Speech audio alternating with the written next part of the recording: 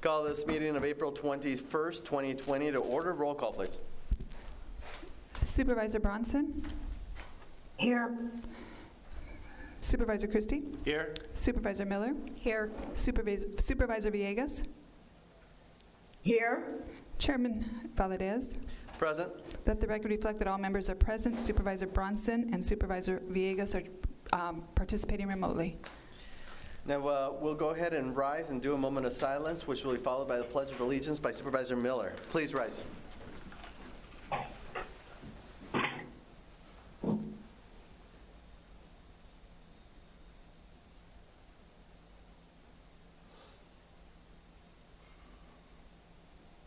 Supervisor Miller?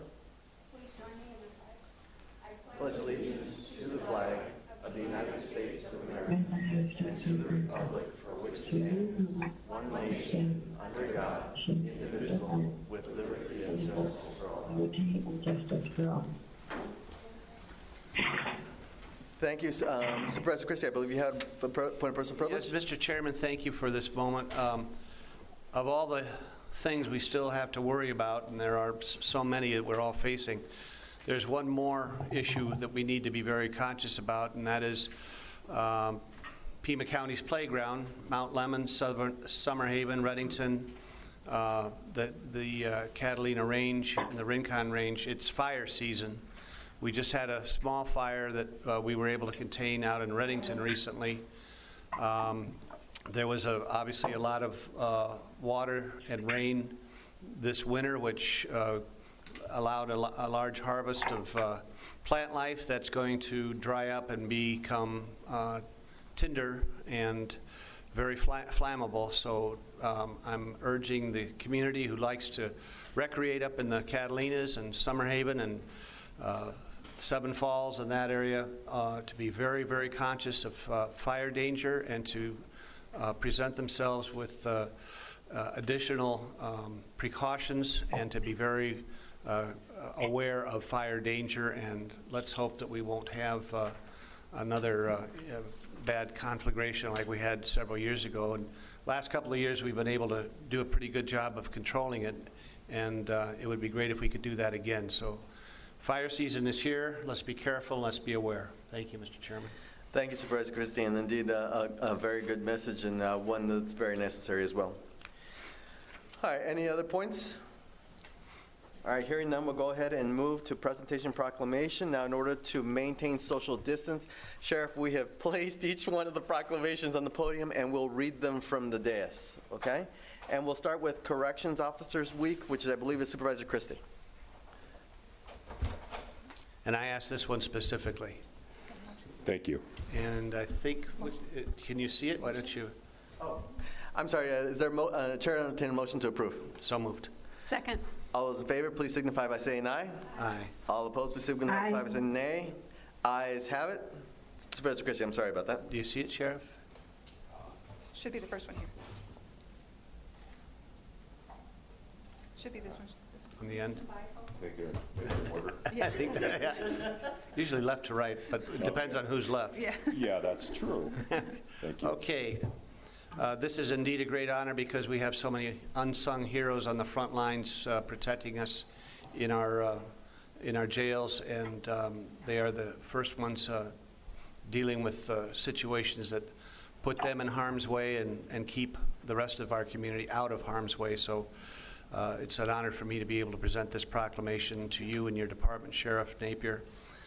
Whereas we have in our midst individuals whose mission it is to serve and protect the people of Arizona by maintaining custody, care, and control of offenders of the law. And whereas these individuals, in the daily course of duty, endeavor to maintain a healthy, safe, and secure environment for those entrusted to their keeping and for their peers alike.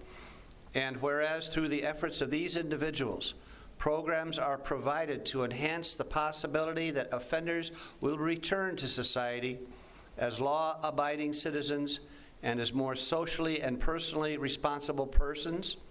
And whereas we acknowledge such goals are not achieved without a high degree of personal sacrifice, both mental and physical, and that the residents of Pima County recognize the quality service rendered to all of our people. Now therefore be it resolved that the Pima County Board of Supervisors hereby proclaims the week of May 3rd through May 9th, 2020 to be Correctional Officers Week in this community, and urges all our citizens to show their support for these dedicated individuals. Passed and adopted this 21st day of April, 2020. Sheriff Napier. Thank you. Mr. Chairman, Supervisors, on behalf of the brave men and women of our correctional facility, the corrections officers, I thank you for this recognition. They're truly under stress that we never imagined a mere few months ago. We're trying desperately to keep the coronavirus out of the detention facility while keeping inmates and our corrections officers safe. So they're facing even new challenges, greater than they even imagined, or I would have imagined even a few months ago. So this recognition is very thoughtful, very much appreciated from brave men and women that are really putting it on the line every day to keep us safe and to keep our inmates safe. So on behalf of the Pima County Sheriff's Department, I thank you. Thank you, Sheriff. We'll move on to item number 5, Nurses Week. Chair, I entertain a motion to approve. I'll move the item. Motion and second to approve. All those in favor, please signify by saying aye. Aye. All those opposed, please signify by saying nay. Ayes have it. Supervisor Miller.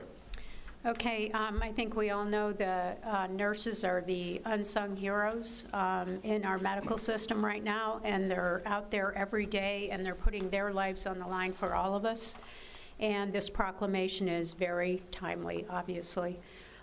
Whereas the nearly 4.8 million registered nurses in the United States comprise our nation's largest healthcare profession, and whereas the depth and breadth of the registered nursing profession meets the different and emerging healthcare needs of the U.S. population in a wide range of settings, and whereas professional nursing is demonstrably an indispensable component in the safety and quality of care of hospitalized patients, and whereas the demand for registered nursing services will be greater than ever because of the aging of our population, the continuing expansion of life-sustaining technology, and the explosive growth of home health care services, and whereas more qualified registered nurses will be needed in the future to meet the increasingly complex needs of healthcare consumers in this community, and whereas the cost-effective, safe, and quality healthcare services provided by registered nurses will be an ever more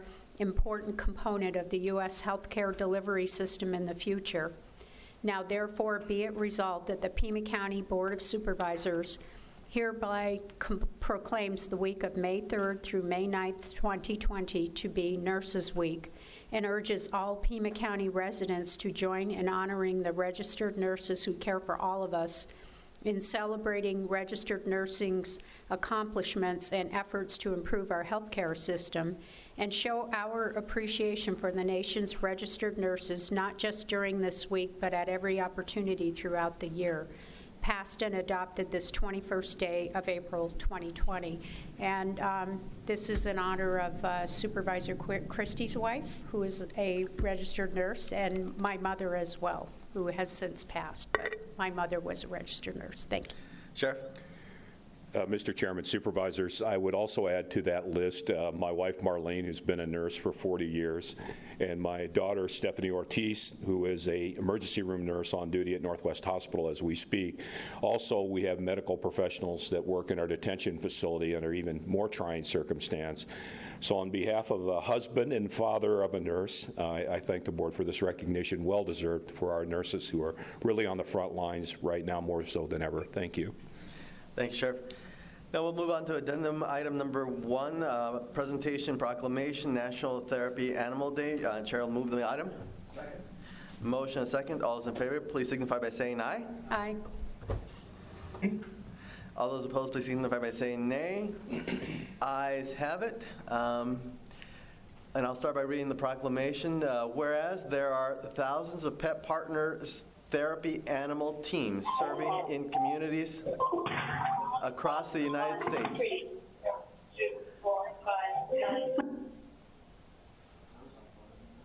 Okay, whereas there are thousands of pet partner therapy animal teams serving in communities across the United States, and whereas Pet Partners has designed or designated April 30th as National Therapy Animal Day, and whereas Pet Partners therapy animal teams in Pima County play an essential role in improving human health and well-being through the animal-human bond, and whereas Pet Partners therapy animal teams make millions of visits per year in settings such as hospitals, nursing homes, schools, and hospice, and whereas Pet Partners therapy animal teams interact with a variety of people in our community, including veterans, seniors, patients, students facing literacy challenges, and those approaching end of life.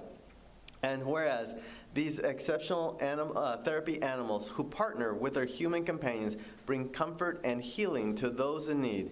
Now therefore be it resolved that the Pima County Board of Supervisors hereby proclaims Thursday, April 30th, 2020 to be National Therapy Animal Day in Pima County, and encourage all residents, social services, and law enforcement agencies in Pima County to join forces with Pet Partners to celebrate their therapy animals and their human handlers. Further, we publicly salute the service of therapy animal teams in our community and in communities across the nation, past and adopted, this 21st day of April 2020. Sheriff, if you could tell us a little bit how Luke and Leah are doing too. Mr. Chairman, Supervisors, thank you for this recognition. As you know, we really led the way at the Pima County Sheriff's Department in implementing a therapy dog program into our detention facility. To the best of my knowledge, the Pima County Sheriff's Department was the first county sheriff's department to implement such a program in our detention facility, and it was in fact so successful that we've now extended the therapy dog program into our school resource officer program, because we know children are under increased stress in schools. The bond between humans and especially dogs is long-standing, and we know that it reduces stress and makes people feel more connected, which is critical at this time more than ever. So I thank the board for this recognition. I'm very proud of the Pima County Sheriff's Department to not to be following, but be in the leadership role in such a thing, and we'll continue to be a very progressive department and look for ways that we can extend that progressive attitude and lead the way on innovative programs like our therapy dog program. So thank you for this recognition. Thank you, Sheriff. Thanks. All right, moving on the agenda, there are 2 public comments, and obviously they've been submitted to the clerk of the board, so they'll become part of the record. And we have, Sheriff, I think you have one more. We have a number of items on the executive session agenda. Chair would entertain a motion to go into executive session. I'll move to go into an executive session. Second. Motion, a second to go into an executive session. All those in favor, please signify by saying aye. Aye. All those opposed, please signify by saying nay. Ayes have it. We will return at the end of executive session.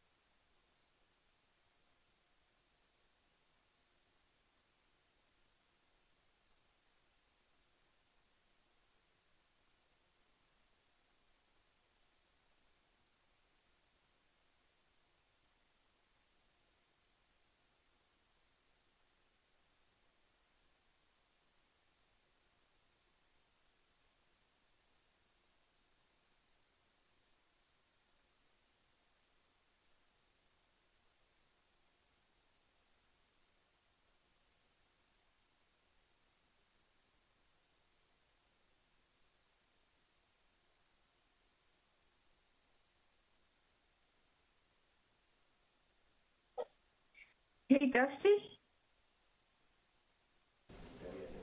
Yes.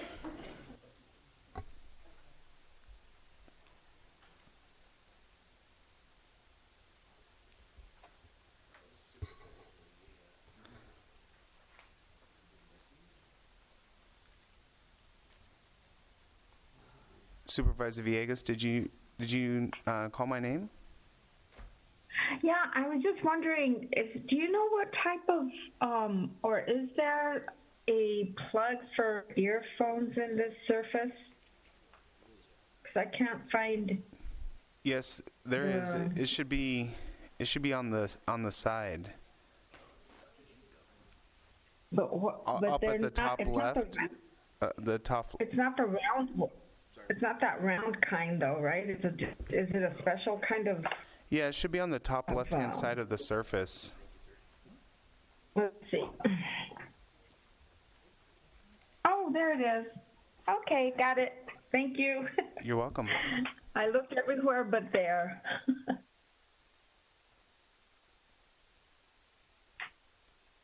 It's just easier for me to hear.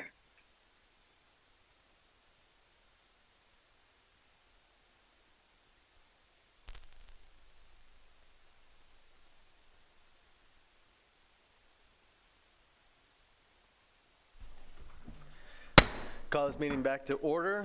We had several items on the executive session agenda. Council, please. Thank you, Mr. Chairman. Executive session item 7 on the agenda involves a proposed settlement in FC Tucson AZ Landlord LLC et al. Versus Pima County, Arizona Tax Court, case number TX 2019-1738. Council, would you do us a favor and draw the mic a little closer to you? I'm sorry. I can never tell how loud I am. Can you hear me now?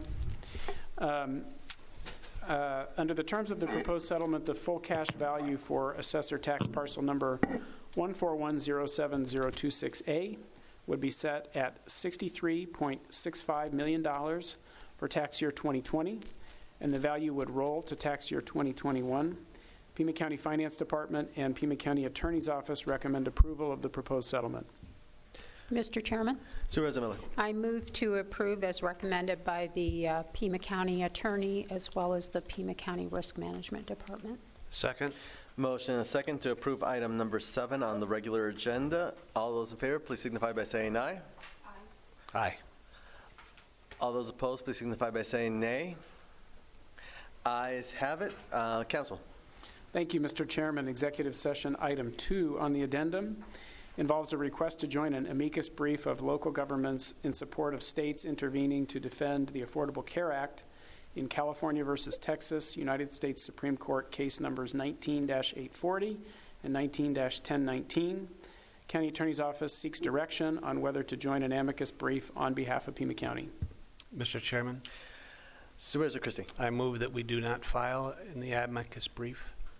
Second. All right, there's a motion and a second. Is there any further discussion on the motion? In that case, the chair moves a substitute motion that we do file in the amicus brief and become part of that party. Second. Motion and a second. All those in favor, please signify by saying aye. Aye. Aye. Aye. All opposed, please signify by saying nay. Nay. Nay. By your vote 3-2, motion carries. Council? Thank you, Mr. Chairman. Executive session item 3 on the addendum involves a proposed settlement in SCVRH Holdings LLC et al. Versus Pima County, Arizona Tax Court case number TX 2019-1745.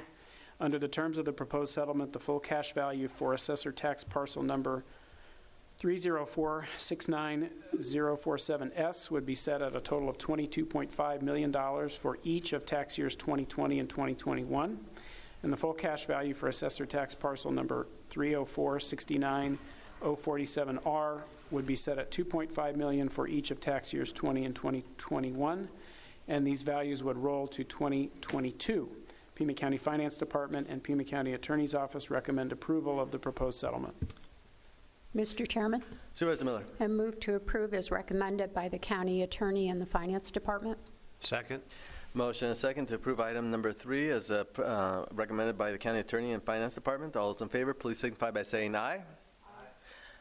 All those opposed, please Aye. signify by saying nay. Ayes have it. Council. Thank you, Mr. Chairman. Executive session item 4 on the addendum was for information only. All right, thank you, Council. We'll move to Board of Supervisors sitting as other boards, Library District Board, item number 8.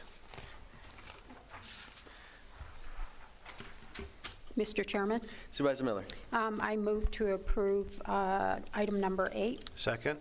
Motion and second to approve item number 8 on the regular agenda. Any discussion?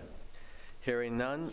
All those in favor, please signify by saying aye. Aye. Opposed, please signify by saying nay. Ayes have it. Sitting as Board of Supervisors, approval of consent agenda. Are there items on consent agenda that you'd like to take separately? Okay, no? In that case, Chair would entertain a motion to approve consent. in its Mr. entirety. Chairman, I move to approve consent. I'll second. Motion and a second to approve consent in its entirety. All those in favor, please signify by saying aye. Aye. All opposed, please signify by saying nay. Ayes have it. Moving on to item number 10, updates and action on COVID-19. We have a number of items there, as well as, I believe, on the addendum related to this. Mr. Huckleberry. Yes, Mr. Chairman, a couple of things that we probably need to do, but I'm having a piece of paper brought down to me with regard to the attendance policy, and it's really basically we had received further guidance from the federal agency Department of Labor, and we're trying to then to conform our rules to the new guidance out of the Department of Labor. And then we made a last-minute change simply because in the state of Arizona, the initiative with regard to sick leave, it changed the Department of Labor guidance. So as soon as we get that down, I'll go through it in a minute. But let me give you kind of a brief overview. And I don't intend to, go over it in any detail because I think you can all read the material that we sent out yesterday. The important part is simply the cover memorandum that then tries in a number of attachments that basically is the current thinking and current issues associated with our response to the COVID-19 pandemic. And to just kind of hit the highlights, cases continue to rise. I haven't been able to get into the state's website this morning to see what they changed, but I know they probably did. And perhaps Dr. Garcia can report on those. What we've done here is simply report the population ratios and the number of cases and number of deaths. The new state website actually talks of this in another way. They talk about cases per 100,000 population, which is a way of looking at frequency and probability. So that's obviously there to be examined. With regard to viral testing, we have made some progress there, and I'll ask Dr. Garcia to kind of fill that in a minute after I go through these all fairly quickly, because there's a lot of material, and I think it's important just to hit the highlights and then come back and get some details if you want. The viral testing, we've now had a more reliable supply of test kits. We mentioned providing as much as 1,000 a week. We know that with the contracting that we have with existing labs, we can basically test up to 2,500 per week. We also know that in this Saturday, the Public Health Agency received 2 of the Abbott testing machines, which really provide test results in 15 to 30 minutes. Again, our staff's gathering the information, gathering the materials that actually use those test kits.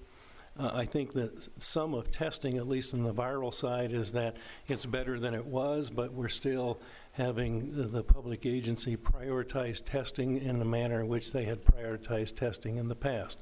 We're not to the point of where anybody who wants a test can get a test. And so that's really the summary of viral testing.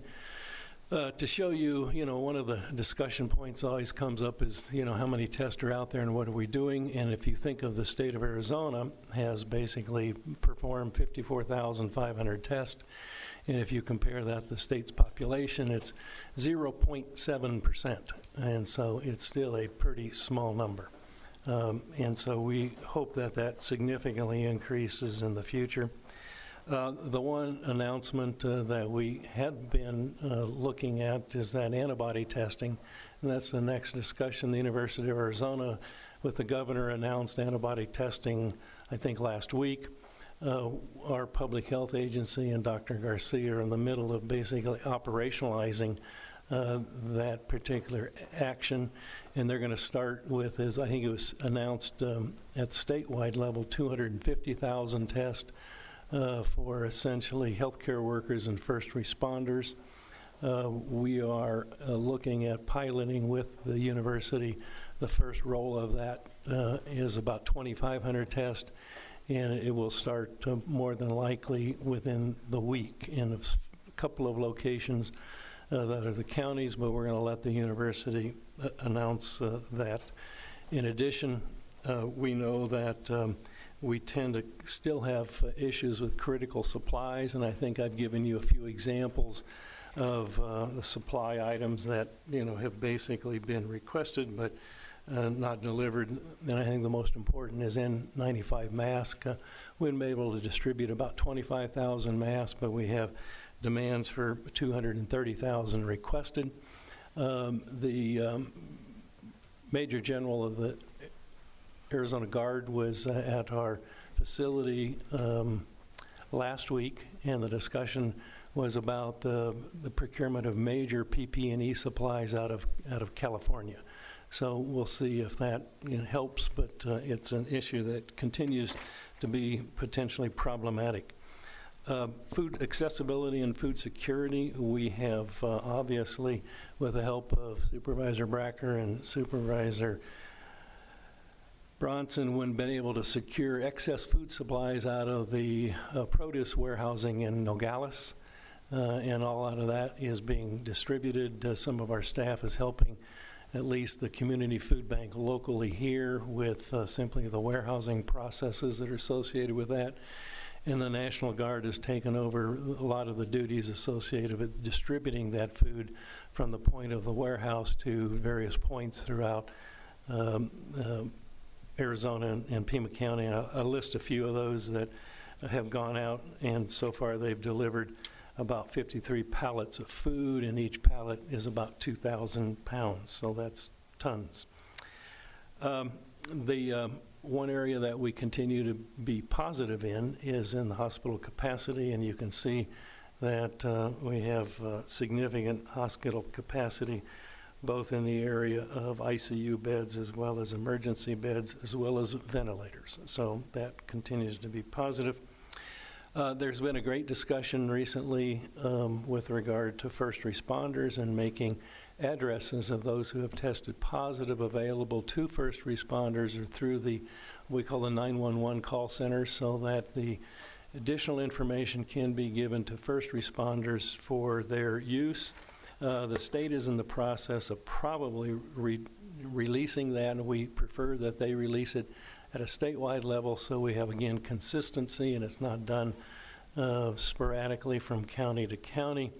Our concern with releasing this information to first responders is that they somehow believe that it is completely accurate and they get a false sense of security in responding to locations, since we know that for every positive test we have, we will probably have a group of individuals out there who are positive but not showing symptoms or not being symptomatic.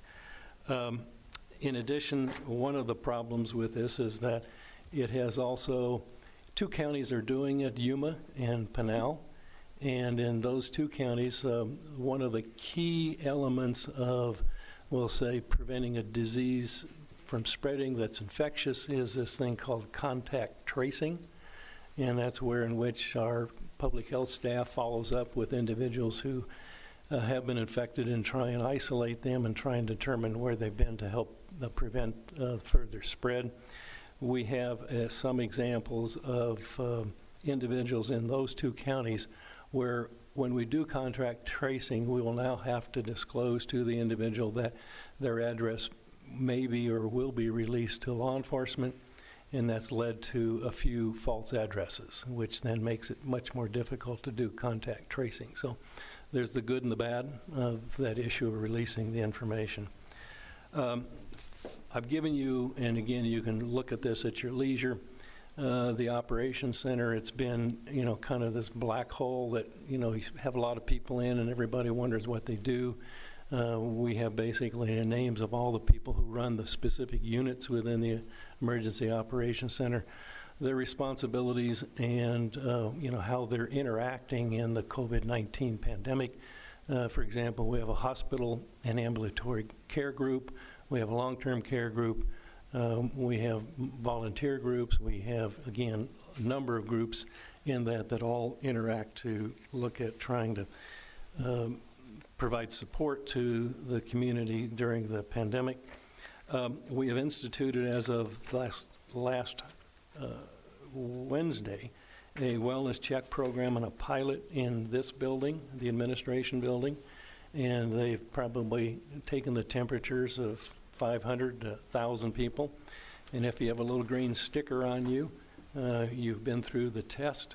And that is really to try and provide a little bit of security for the folks who are essential workers in these buildings and to continue to have to report to work and perform their duties. So far, we've not had anyone refuse a wellness check, and I think we've had at least one or maybe two elevated temperatures from probably 1,000 checks, and those for members of the public who are coming in. They were given the standard card and advised to see their physician. So far that's working. It's now being expanded because about noon on Friday we received 50 thermometers, the infrared thermometers, and so they're being basically now all of the larger buildings where we have staff reporting will now also go through wellness checks. The staff that are basically staffing the wellness check locations are library employees who have gone through some training, and the program is really centered out of our Human Resources Department. We have a long discussion on vulnerable populations, and I won't go into that in any detail because there's two attached memorandums that deal with it, and we divide those into two categories. One, medically vulnerable, and the other is socioeconomic vulnerable. They somewhat overlap, but they are distinctly different, and so how they're treated. And so you can see one memorandum from Dr. Garcia deals with the medical vulnerable population. The second memorandum from Nicole Fife deals with the socioeconomic vulnerability that deals with just generally poorer health outcomes in certain populations. We've given you the information with regard to the CARES Act, and that's again the federal reimbursement. And that reimbursement is coming. We've applied to the portal and got the appropriate notification that it's accepted. We should receive some type of payment within probably the next 5 to 10 days from the federal government. And it's important to understand that the CARES Act is a expense reimbursement program. It is not a revenue replacement. And so there's a big difference between the two. And the difference is, as I will tell you when we talk about budgets, what revenue replacement means. These are ordinary or expenses that we would not normally have occurred or have been budgeted. And giving you the material there that talks about, what can be eligible. It's unclear in the CARES Act, and we'll have to clarify with the state, for jurisdictions that are below 500,000. That means a county that's below 500,000 in population, or cities and towns that are below that threshold, the state is going to be the vehicle which the money flows through to those entities. In cases of counties or cities or towns that are over 500,000, the CARES Act funds flows directly to them. So we're eligible, Maricopa's eligible, City of Tucson's eligible, Phoenix and Mesa. And then the question then becomes, well, who then provides the funding for the smaller jurisdictions within a county that has a population of greater than 500,000? In that particular case, that's Oro Valley, Marana, and Sahuarita and South Tucson. What we've indicated is we're going to track that down through the state, and obviously if the state doesn't, we will. And so they will in fact be somehow held whole and their additional expenses associated with COVID-19. We've talked a little bit about relaxing standards. Again, the stay-at-home orders that have been in place now for some time. And we really talk about 4 specific areas that need to be in place before we think about relaxing standards. And, you know, when you look at those that I've outlined, we really don't meet any of them except the sufficient hospital and medical capacity. We don't have widespread testing. We don't have sufficient personal protective equipment, and we don't have the ability to do contract tracing in a timely manner. And a timely manner is important because what we've been seeing is that from the time a person is tested to the time they're notified that they're positive can be anywhere from 2 to 14 days. 2 days, that's better because we can basically contact them more quickly and find out where they've been. Contacting someone 15 days or 14 days after they've been infected and ask them where they've been for the last 14 days is a pretty difficult task. So we need to, strengthen that, and I've been talking with Dr. Garcia and the Public Health Agency about how and I think for the foreseeable future, we're going to see a very significant strengthening of our Public Health Agency response to this pandemic and what may continue to emerge until we have a truly appropriate vaccine for this particular area. We've added some pretty long discussions about economic impacts on businesses, and I know that was requested by the board. What we can say is that tends to be a mystery still. The only thing that we've been able to track down is basically some information that we didn't even include in the packet because we just printed it this morning. And it talks about the Paycheck Protection Program and how it's been used throughout the United States. And we can tell you how many businesses applied and were accepted and how much money was spent in Arizona and all the rest of the states. So I'll make this available to the board as soon as we're done here. Again, a lot of information. Things are changing almost, I would say, not by the day, but by the hour. And so we'll just continue to try and keep up with it. I've got a couple of calls I have to make already back to the university with regard to antibody testing. So we're in that process. Let me hit one final item, and that one final item I think is really not much to talk about, but I will then give you I'm going to still send you the recommended budget at the end of this month, but that recommended budget is going to look dramatically different because it was prepared pre-COVID-19. And all we know is I did send you a notice about last week about drops in state shared revenues, and those drops are becoming to be, more into focus and more forecasted into the next year. And while I think I said it maybe $14 million, $11 million in state shared, and a few others as we add them all together, I think we're in the process of revising that to be about $25 million. And so those are very significant changes. I will recommend some options to the board about how you basically keep the county operating. Obviously, there's not going to be any supplemental packages approved in next year's budget, but I don't expect at this point any significant what I call reductions in staffing. We're able to, one of the things that we did last year, if you recall, we took excess fund balance and reallocated it to capital projects. And one of them is $15 million to repair these major downtown buildings. What I've already done with our finance staff is to basically put a hold on that so that the board has the option of pulling that back and increasing the fund balance. Because as we see, if you drop revenues $25 million, that's a significant hit. And so we need to be able to move blocks of money around to accept those changes.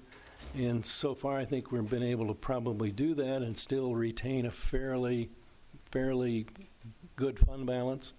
But I think as we move forward, if we see this be prolonged, and when we talk about prolonged, I think they're still forecasting, things not really opening back up for a while, and that the fiscal impact of this particular event will not only last, into next fiscal year, but probably the following fiscal year. So we need to basically be conservative in how we budget and have fairly large contingencies or fairly large fund balances that we can move money around as needed in order to basically keep county operations moving. I see obviously no threat at this point to any major layoffs, but you don't know. And so that's why when we talk about this budget process, you're going to, pre-COVID-19, we had set up some public meetings and public hearings on the budget. I think what I'm going to recommend is that at this point, those are probably fairly meaningless, and that it's up to you as to you want to hold those or not. And it will depend on largely whether we're out of the stay-in-place order by the first time we have those hearings, and that's mid-May, and that could be doubtful. And so perhaps all we should do is hold a statutory hearing with regard to budget adoption. And then as we set those budgets, the board needs to, I think, indicate that we will, monitor the budget on a pretty regular basis, particularly as it relates to state shared revenues, and then come back mid-year. The only one area that isn't going to change dramatically is the property tax base. That base has already been set.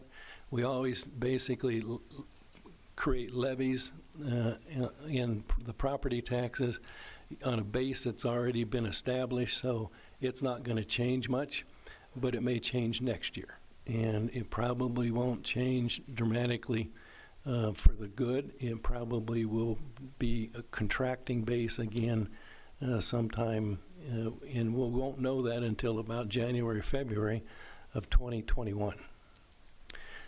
So with that, let me go back, and the one area that we do need the board to act on is to basically, and I've given you in a memorandum just yesterday the changes that we needed to make with regard to the personnel policies. And they really, the only real change is that previously in the federal guidance, they had not allowed sick leave to be used to backfill the 2/3 pay or the 1/3 pay gap that's created by, we'll say, the folks who have minor children. In the case of Arizona's constitutional amendment, I think we're required to allow sick leave to be used for that purpose. So that's the only change. And Mr. Huckleberry, we need action on that today? Yes. All right. Are there any questions from the board, or should we just go ahead and act on this and then do Q&A? I have some Let's questions. act on this. This is Pardon, I didn't make that out. I'm sorry. Sharon? Yeah, I said, why don't we act on this? And then a question quickly on cancellation of the budget hearings. Does that need action also? Yes. Yes, both of those items, we can hold off a little bit and do Q&A first if the board wishes, or we can act on those items and then do more Q&A. Why don't we just go ahead and get that off our table at this point? And Chair would make a motion then to make the change to the use of sick leave policy as described by the county administrator in his testimony. Second. Motion and a second. All those in favor, please signify by saying aye. Aye. All those opposed, please signify by saying nay. Ayes have it. Now on the budget hearing meetings, what's the will of the board? Mr. Chairman, Supervisor Christie. I understand the implications of the situation, but I do feel that that a budget hearing or a budget hearing process is in the best interest of the community, and even though we are under certain restrictions with the virus and things of this nature, I still feel that from a transparency and accountability standpoint that we should still hold the budget hearings that might even give us some more insight as to what reductions might be coming. But I feel it's important that we do continue to hold those budget hearings, and that I would make such a motion. Is there a second? Mr. Chairman, I'll second for discussion. Is it possible, would the maker of the motion accept canceling the budget hearings with the individual departments, but us having a budget hearing discussion together? Because basically what Mr. Huckleberry just said was that these are going to be kind of meaningless, and it also takes out the possibility that we're still under that restriction and have to cancel them later, so we could still hold a hearing discussion without the individual members present. Would you accept that? I would accept that.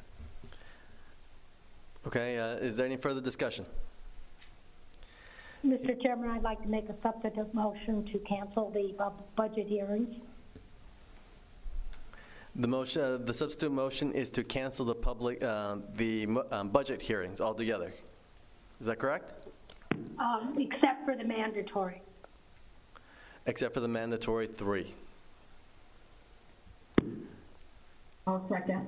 There's a motion and a second. Any discussion? Hearing no discussion, all those in favor, please signify by saying aye. Aye. Aye. All those opposed, please signify by saying nay. Nay. Ayes have it.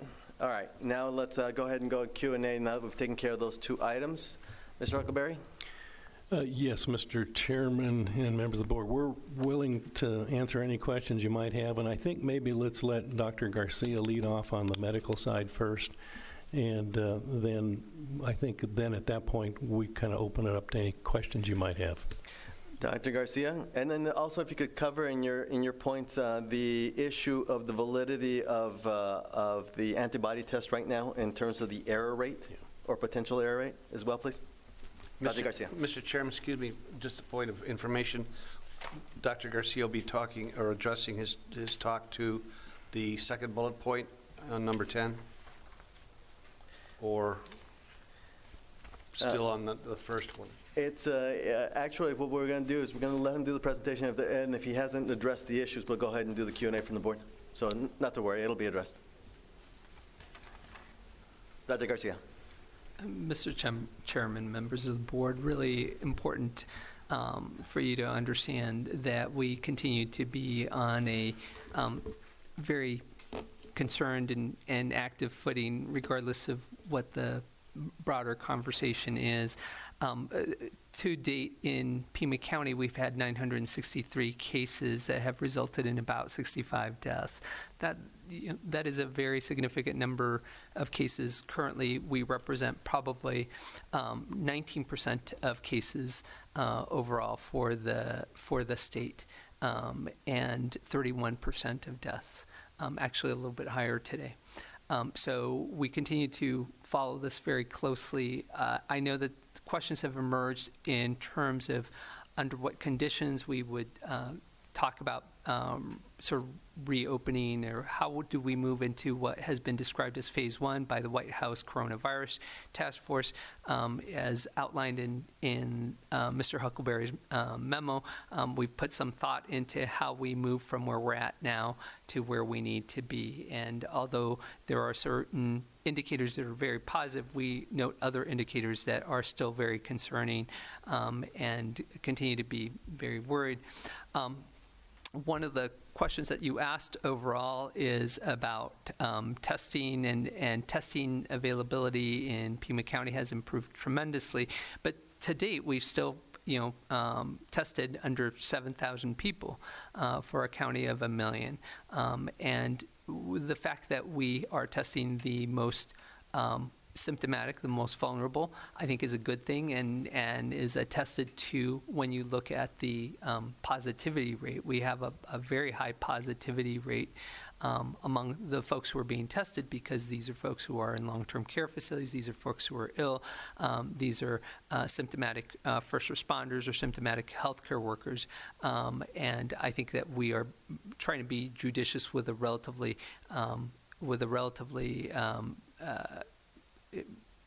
small resource of small number of tests.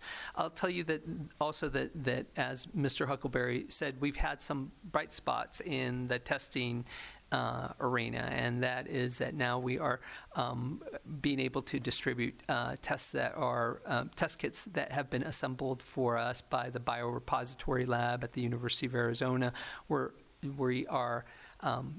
We are sharing those with our partners, with El Rio, with Marana, with our other federally qualified community health centers. We're also using those, quite honestly, to do our investigations and contact testing that emerge as we are dealing with clusters of cases that occur in facilities where people live in a congregate setting. So again, lots of positives, but still some emerging concerns. On Saturday, we received shipment of those 2 Abbott ID Now machines. They, however, do not come with any of the supplies that are necessary to actually run the test. So our staff is actually procuring that right now, nor do they come with the staffing that is ready to go. So we are preparing our staff to assume those responsibilities. The last question that you asked, Mr. Chairman, had to do with antibody testing and what cautions we should have. So we're in uncharted territory from a regulatory perspective. In the usual order, the FDA requires companies to undergo fairly extensive clearance and to publish their results as part of their package insert with any of the tests that you go to your doctor for, your strep test, for everything. That's not happening today. That's not happening today for really good reasons, because these are emergency use authorizations.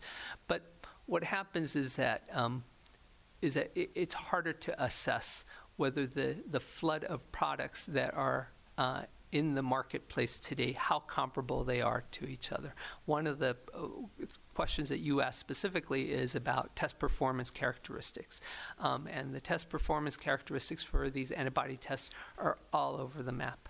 And so we need to be cautious. The county administrator and Dr. Robbins have had really good communications and collaboration on potentially studying one of these products that is emerging from the University of Arizona. I think that is a very hopeful and positive step that we need to take. I think it will give us more information that we have now, but we still need to view these antibody tests with a great deal of caution. Dr. Garcia, and just so that it becomes very, very clear both to people listening on to the broadcast as well as people here in the audience, so what that basically means is that we cannot be certain that when the result is positive, that the person has the antibodies, as well as the result that is negative, that they don't have the antibodies. Is that correct? Mr. Chairman, you are correct. And you can see that is a double-edged sword, right? So if you test healthcare workers and you find them to be immune, you put them back in the workforce, the implications of that test being incorrect are tremendous for that individual as well as for the patients that they are caring for. So again, this is still a rapidly evolving thing. The collaboration that the county administrator has embarked in with the president of the university, I think, is a very positive one, and we need to let that conversation play out and see how those data inform our practice. Okay. Other questions on that? And if not, I'm going to go ahead and move to Supervisor Miller on her item on item number 10. Mr. Chairman, the data that we have, it was in Mr. Huckleberry's memo attachment number 2. He provided data that showed the COVID report by zip code, and then another report that showed it by census tract. I guess you were talking about how this jumbles the data and it's not real good. Why wouldn't we at least use the zip code data for informing people? Yes, Mr. Chairman and Supervisor Miller, it sometimes makes a zip code look very bad. And so zip codes are very large areas, and they don't necessarily represent population densities, whereas census tracts do. And for example, if you have, and I think the state's data was looking at, if you have more than 40 cases, then they show this whole zip code bright red. Well, those 40 cases are in one single pinpoint facility. And so that's why it's misleading.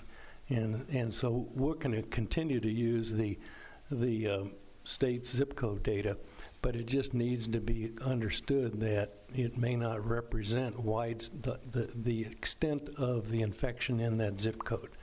And the same thing with census tracts. I mean, I've also pointed out in the census tract data, there was one census tract that was very dark red. Again, that census tract, that dark red comes from one single facility. And so it doesn't represent the entire population in that census tract. And they're probably not broken up equally, right? Each zip code probably doesn't have an equal number of residents or certain area or anything like that. So, okay, that explains that. That was kind of confusing. That was basically my question, is that it appeared that there were, if you looked at it by zip code, 2 different areas that should be our focus, but if it's specific facilities, but we do have that information so that we can, or the health department can be following up and tracking back with that.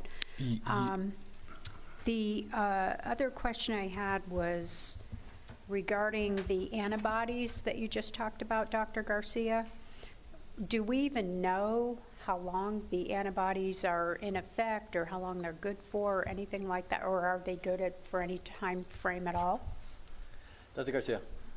Mr. Chairman, Supervisor Miller, again, an area still of a lot of inquiry. So typically what we believe is that there is some degree of immunity that's built up when you acquire this infection naturally, and that immunity sticks with you for a period of time. The caveats being in people whose immune system isn't working well, either because they have an autoimmune disease or because they are taking medication that suppresses their immune function, whether the same assumptions hold true. Again, this continues to be an area of a lot of debate and inquiry. I can tell you that the data that we are seeing out of China suggests that there may be a subset of folks who continue to be vulnerable to infection. And so that is obviously worrisome.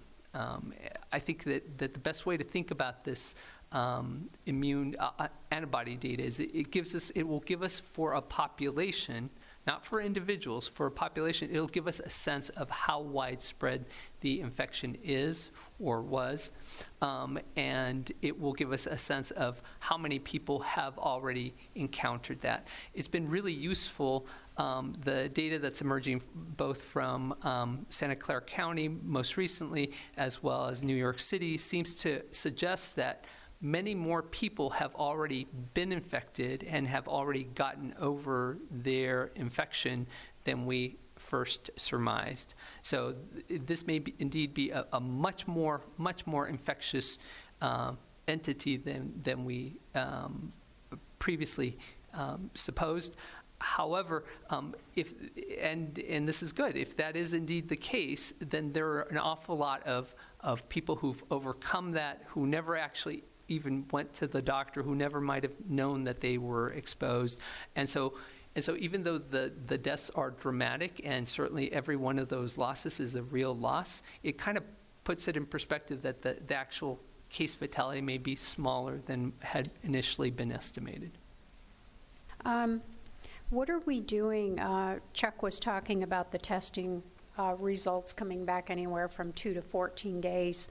What are we doing to compress that time frame, or try to get those results sooner so that we can actually do that tracing? Because based on what I've been seeing at the national level, that seems to be an integral part of their reopening process.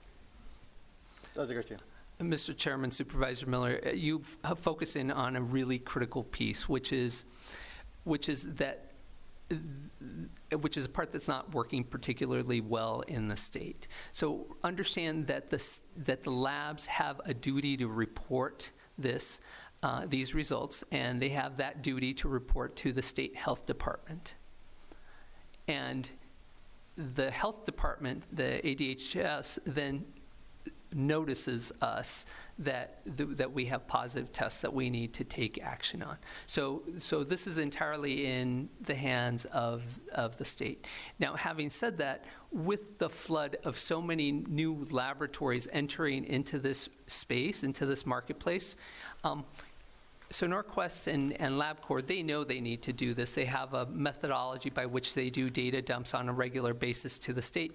Some of these companies now that are providing testing are out of state and may not necessarily be aware of all these regulatory requirements. And we believe that that's actually part of the reason why we're seeing such big ranges in terms of the delay in reporting. That is the part that needs to be working, because sometimes, quite honestly, we get test results for people who've already recovered. They are that far out, and it's impossible for us to take any action at that point. So this will be an ongoing issue that we'll be discussing with the state to try to, and they'll have to do that before they can get the state reopened. And they're actually out-of-state labs are getting our tests and testing and then reporting back to the state, up at the state level. Okay, thank you. That explains a lot. Mr. Huckleberry, or I guess this may be for the county attorney, you talked about providing data on individuals who have tested positive to law enforcement. How are we getting around the HIPAA laws with that? Mr. Huckleberry. Let me give you a very one-sentence answer and let Andy take the rest. Governor's executive order. Mr. Chairman, Supervisor Miller, that's correct. There's been kind of a patchwork up to the governor's order in terms of how other counties are handling it. There is guidance from the federal government on HIPAA and how you can, in compliance with this data, can be shared in compliance with HIPAA. There's also maybe even more of a concern in this context are state restrictions on disclosing infectious disease data, but my understanding is under the governor's order, this can all come through the State Department of Health Services, and I think that's resolving some of the potential legal concerns that we dealt with. And the one question, Mr. Huckleberry, you talked about in your memorandum that came out yesterday, the Wi-Fi being set up so that individuals can park outside the library and use their computers. The issue that I'm hearing about, and I'm sure you've heard it too, are individuals who don't have computers, who are unable to access, who depended upon the libraries. Is there anything coming forward to assist those individuals with having access to the internet? Mr. Huckleberry. Yes, Mr. Chairman and Supervisor Miller, I think one of the things that we said early on with our libraries was, do we have libraries that are capable of isolating the computer rooms such that they can be accessed and measured in volume, meaning that we can, from a perspective of controlling the computer room, only let so many people in, which means taking computers out of service but allowing some people in.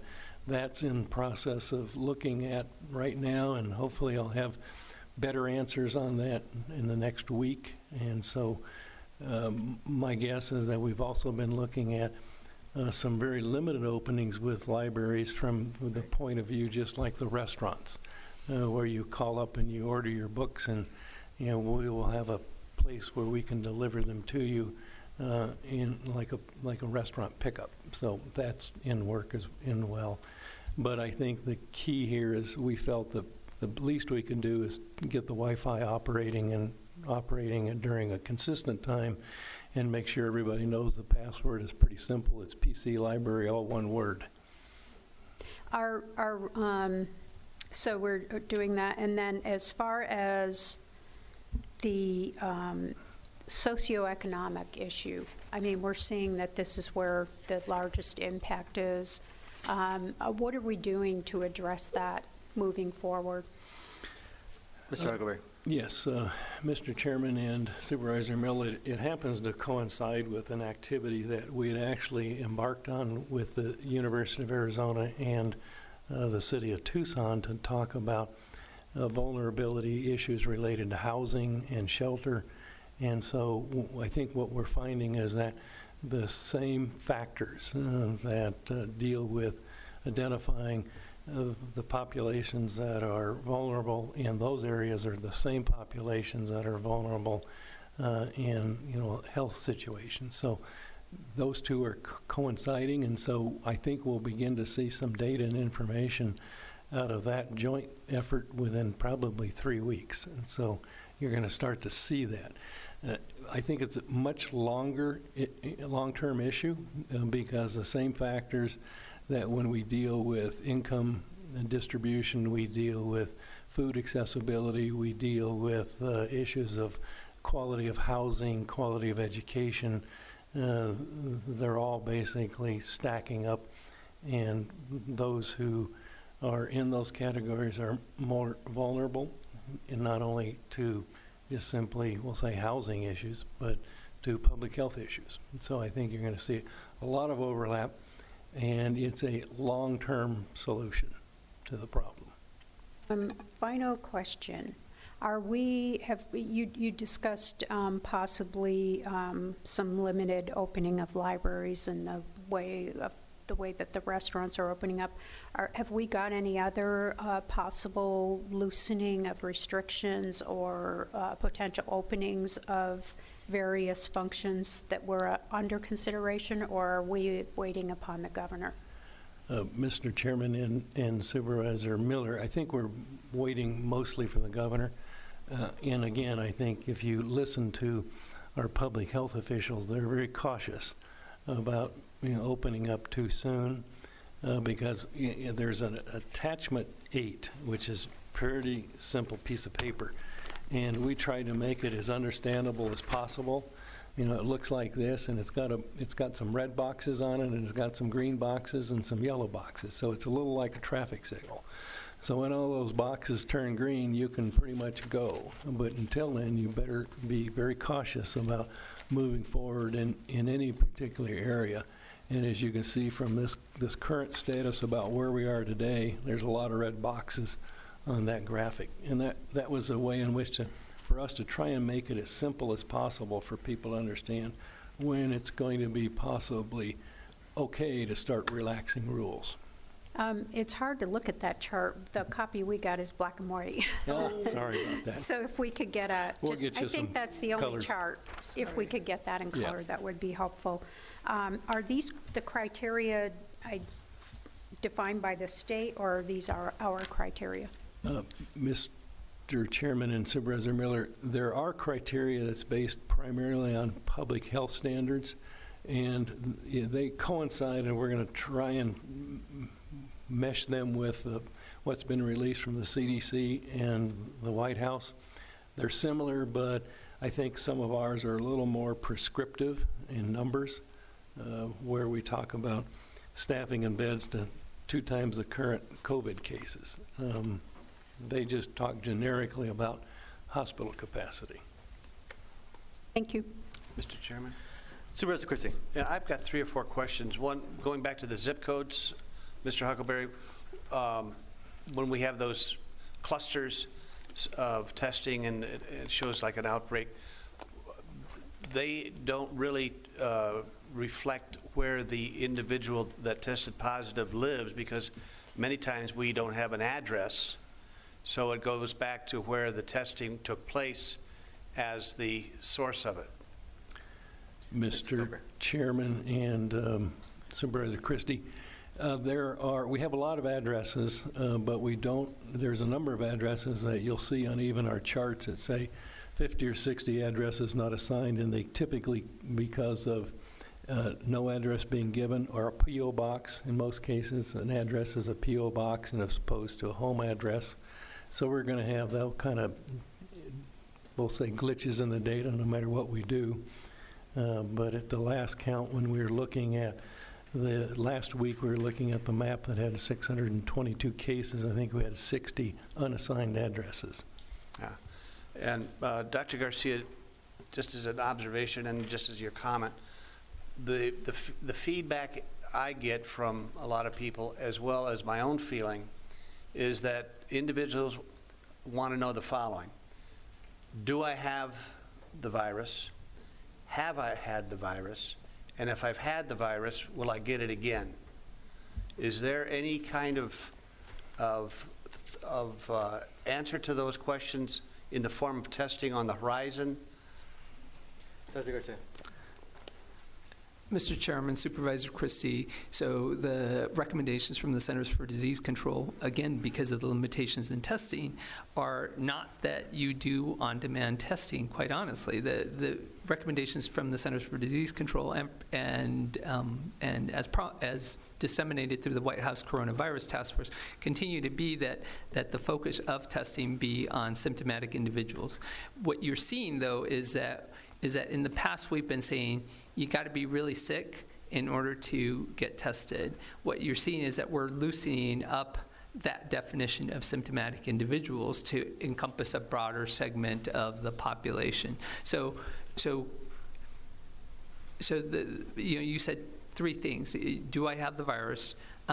And do I have if I do, am I already protected? That's the antibody question. And I think that, again, there's a lot of good work trying to really clarify what those antibody levels mean. I think this initial foray in collaboration with the University of Arizona will be very informative. Their intent is to look at both healthcare workers, first responders, and kind of general population as a way of kind of estimating what the antibody levels are. This continues to be a very concerning kind of situation, and I wish I could tell you whether you personally are walking around and having had COVID-19 and are all fine and you shouldn't worry about anything. We can't do that today with any high degree of confidence. Okay. Those that have recovered, where do we find that information? So that's an excellent question, Mr. Chairman, Supervisor Christie. So that continues to be that. The reason that information isn't easily available on the state website, and the reason that we always hesitate with that responding to that question is because at this time, CDC has not promulgated a definition of recovered. However, what we've been thinking about is how do we operationalize that, because it's clear to us that some people end up dying, that most people don't, and that we need to sort of be able to do that. So what we're doing is we're calling people at 15 and 30 days post their test and checking to see how they are doing. That information, we're starting to gather that information. We're starting to get that. Is that information going to be made public along with your daily eventually, tabulations? Mr. Chairman, Supervisor Christie, the intent is that we will, that when we start having that information for a large enough set of the population, that we will be able to do that. Okay. And my last question is regarding economic recovery. We've kind of been tiptoeing around the issues of what it's doing to the business community, the small business community, and the suffering that's going on there. I really feel that there are going to be many businesses that are not going to be in a position where they can ever reopen. And this is really concerning because of the rippling effect of these closures, all their suppliers, all their vendors, as well as their employees. So at some point, I think where the county needs to be is in a position to have a reopening plan in place, and hopefully we'll be seeing some of that with the Small Business Commission coming up with some guidelines. But I'm just throwing out some ideas that would give, I think, some sense of hope and some sense of security to health matters as well as to the small business community. For instance, there could be possibly some type of proactive situation with county health officials who could go to currently closed businesses that fall under the prohibitions, restaurants, bars, gyms, hair and nail salons, and meet with the owners if they're still even considering opening up again, and guide them through a process of reopening and saying, now look, it's not going to happen tomorrow, but we are anticipating at some point, sooner rather than later, that we will relax these prohibitions, that we will allow for these openings. And if we want to keep that ability to reopen, you're going to have to follow certain steps, pretty much the way it's being managed in the big box stores, Walmart, Costco, the grocery stores, where they're able to manage how many people are in a room or a building at any given time, how far apart they are, how far apart the employees are from the customers, these types of things, and use those models to the businesses that are now prohibited from operating. For instance, calling a restaurant owner or a bar owner or a gym owner and saying, at some point we're going to be reopening, and in order to make sure that you can stay open, you're going to have these protocols in place. And I don't see that kind of proactivity on the county's part, making attempts to try to get a pivot here where we can reopen. Many of these businesses, to reopen again is even more difficult than starting from ground up. To restock inventory, to purchase perishable goods for restaurants and things of this nature, that's a huge, expensive effort. And in order to maintain that momentum of opening up, they're going to need guidelines by which they can be allowed to open up.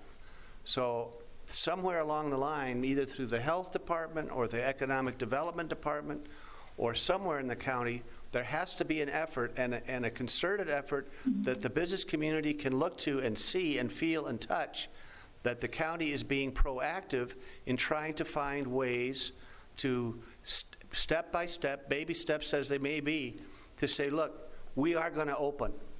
We are going to allow you to open, and to assure that you stay open, here's what you need to do to make sure that we're minding the health of our community, but at the same time giving some direction and some hope that businesses will be able to open up again someday soon. And I think the feeling of the business community, I get letters that are just heart-wrenching. My stomach's in knots. It's difficult to sleep after reading these letters from these folks that are just losing everything that they've got, everything that they've had and put into a business, and then suddenly the business is shut down like a light switch, and now they're expected to stay down, and there's a lot more of their cash going out that's coming in, and these government aids and things, that's just a little bandage on a bleeding artery, because a business needs consistent, sustainable cash flow on a constant level. And it just can't be a shot like 5 or 10 grand here and expect that the business is going to be just fine. That's not how businesses work. And the county needs to, as diligent as it's been in protecting the health of our residents, which is imperative and important and of the highest priority, we need to protect the health of our small businesses. And they don't feel and they don't see that kind of effort being put into it. And we need to change that direction to have a reopening plan and be ready to pivot when that day comes. And hopefully, if they can be guided in these directions and protocols, they can certainly open in a much sooner and more expeditious way. All right, thank you, Supervisor Christie. Mr. Chairman? Supervisor Miller. Just to follow up on the comments that Supervisor Christie made, we had discussed the Small Business Commission meeting and being a part of that process. Have they met yet? That's item number 6 is the next item right now. We're just about to go there. All right, sorry. And that was Supervisor Villegas that put that on. Yes, on the addendum. I'm here. Supervisor Villegas, let me ask Mr. Huckleberry a comment and then go to you directly after that, okay? Mr. Huckleberry. Addendum, item number 6. Yes.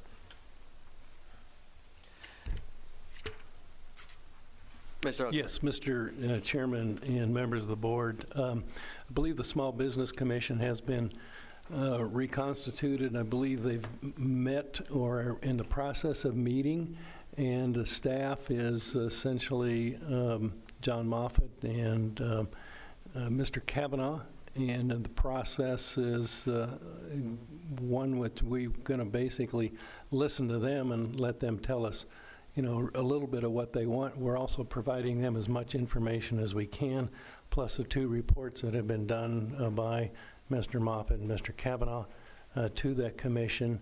And I think one of the key points that we cannot get any information on any businesses so far in Pima County. We know there have been, obviously, with the number in Arizona, that have actually received any benefit from the payroll protection program or other programs for small business.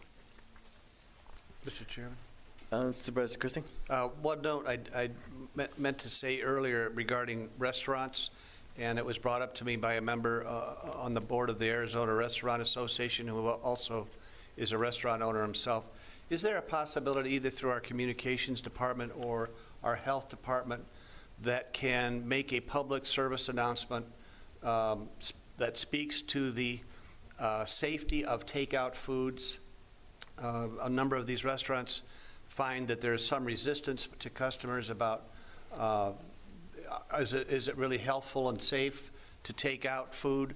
And by all indications, it is. But there needs to be, I think, a communication countywide to encourage people not only to make orders to take out, but that those orders that they take out are safe and healthy.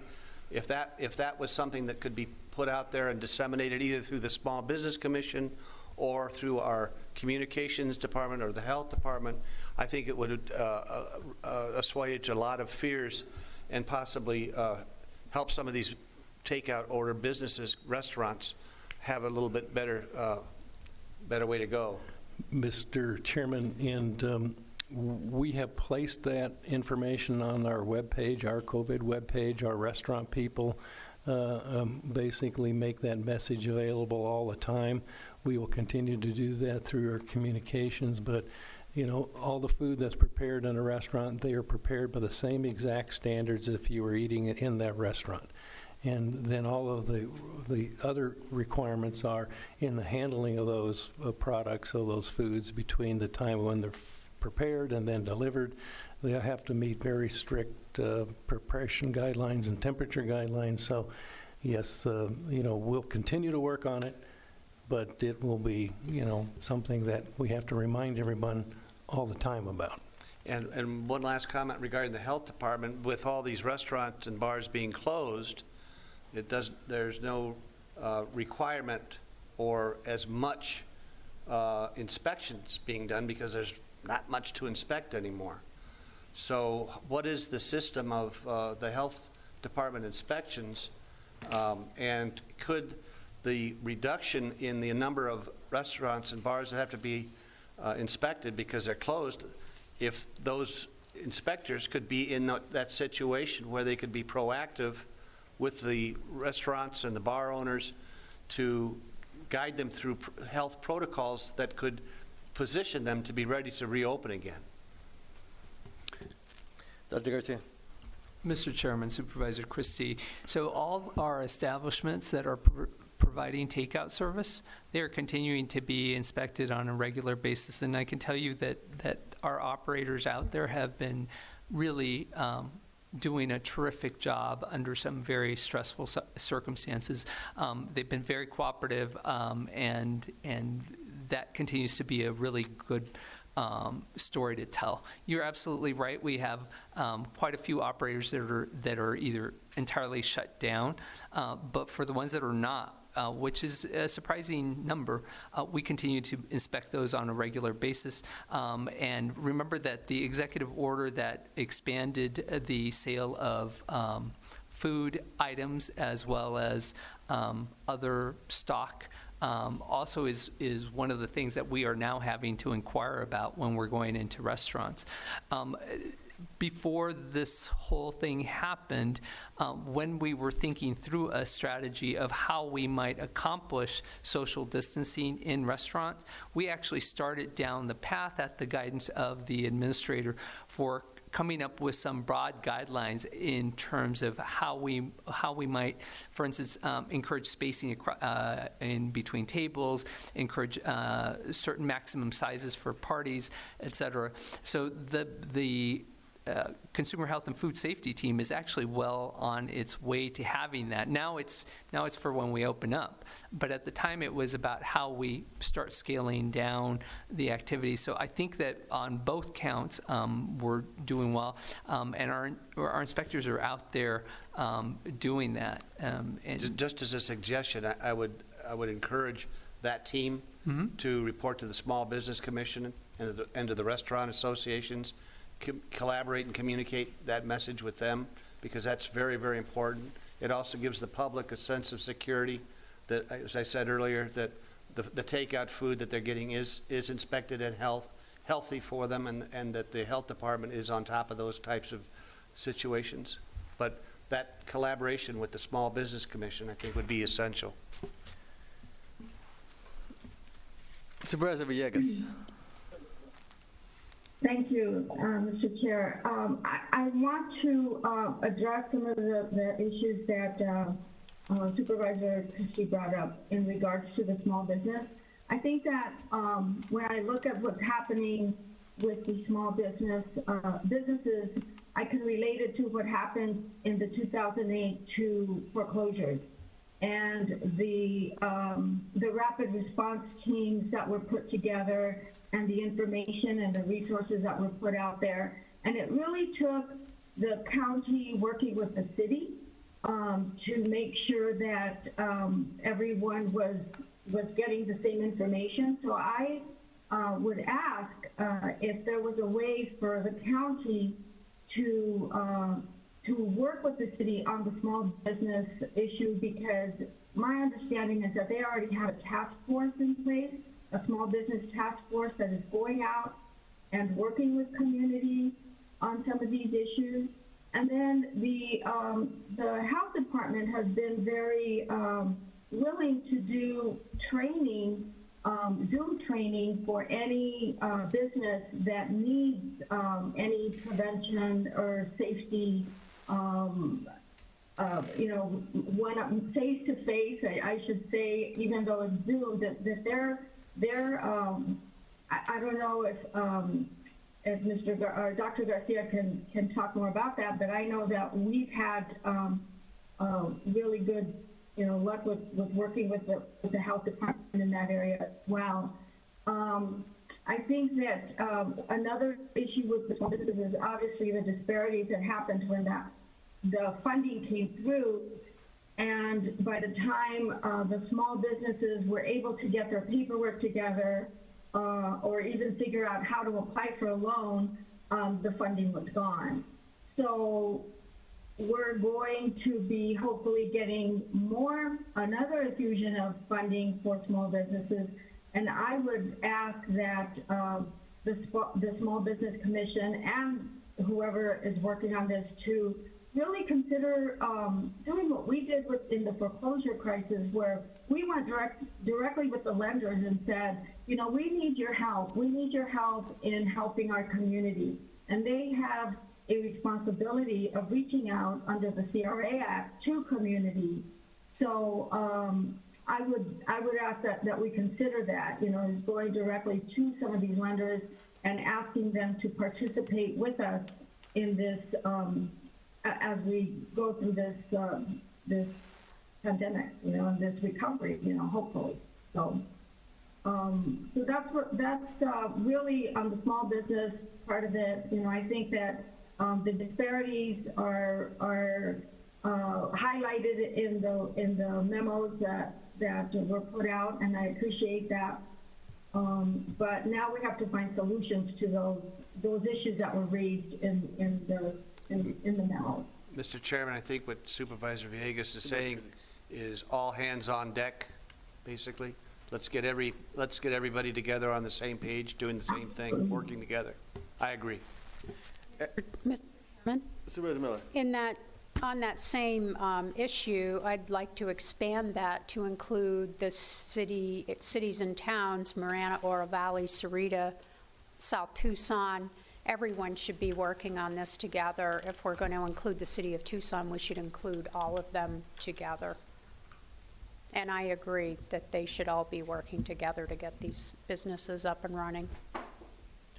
And just by way, I was talking to a friend of mine who owns a small business who basically got on the day it was supposed to open. The portal wasn't up. He gets on, he applied, and before he even got off, the funding was gone.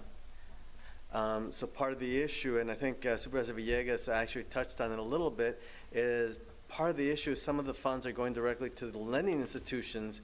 What are the lending institutions doing in order to take care of the businesses in our district, in our community? And we don't know the answer to that. But we know a large portion of it went through the lending institutions. Who are they taking care of? Yeah.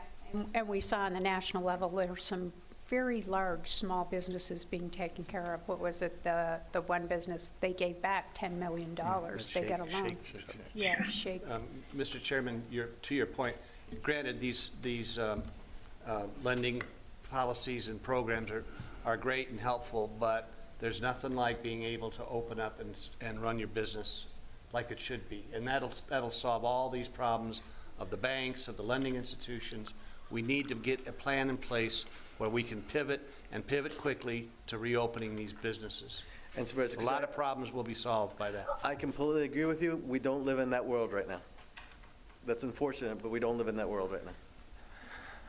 All right, Supervisor Villegas, I believe did you need someone to respond to your points? Right. I also wanted to respond to the report on vulnerable populations. I want to say that it was very well put together, and I really appreciate the work that that staff did on these reports for both the medical vulnerabilities and then the social vulnerabilities. I did notice, though, that on the social vulnerabilities, that there was the essential workers were missing. And I think that we all know who the essential workers are. They're the lower wage earners that are working out there, and they can't afford to stay home. And so they need to be considered as we're going through this, and we're looking at the areas that are red. And yes, some of those are clusters, some of those are definitely the nursing homes and the hospitals, but we also, and the homeless, but we also have our regular essential workers that live in those areas as well. So I would ask that when we do get to the point where we have testing available more widely, that we look at those areas as priorities for testing, and that we consider prioritizing them. I know obviously the medically vulnerable, the ones that are sick, they definitely are first, and then as we go down the priority list, so I would ask that you make them these areas a priority as well. And I also want to bring to light the suicide part of it. The fact that our suicide rates are so high, and one of the reasons is the isolation and just the anguish of no work. Those are really important issues for us to be addressing, and I thank the health department for doing that. I had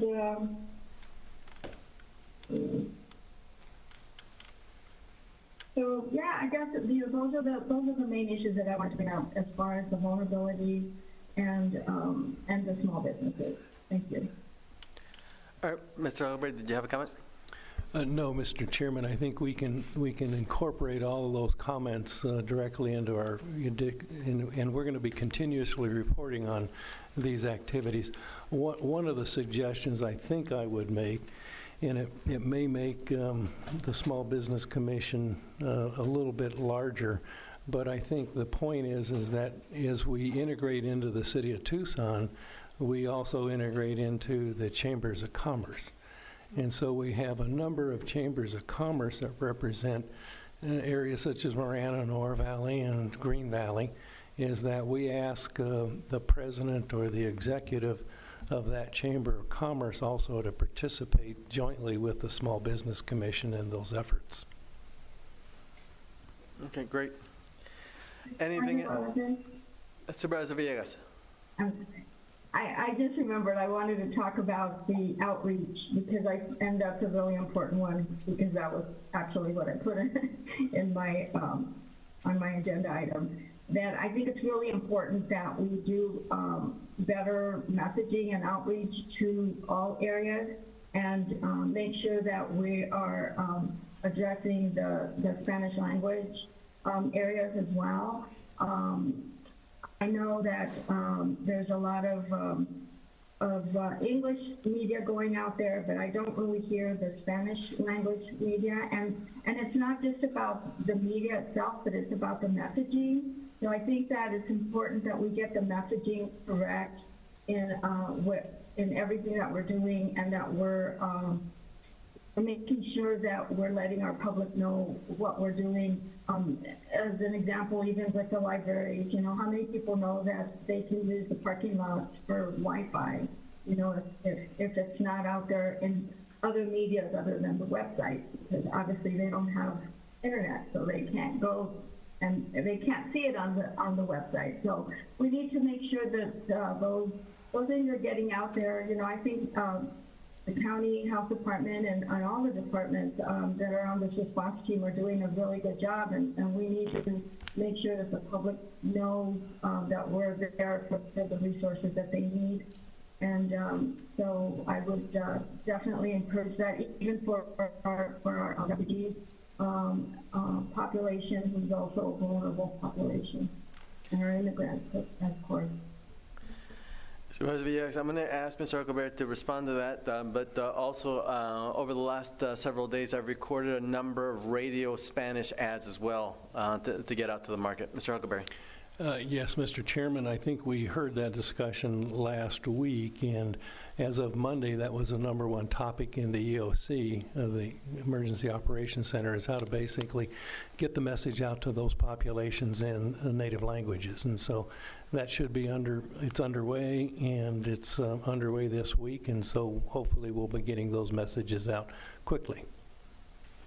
Anyone else? Great. All right, if we could get a list of... Go ahead, Supervisor Villegas. Chair Valadez. Could we get a list of the times and messaging that's going out? Because obviously I can't listen to all the radio stations, but I'd just like to have a look at exactly what's going out. Mr. Huckleberry. Mr. Chairman, we'll provide that list to the board, absolutely. All right, anyone else? Thank you.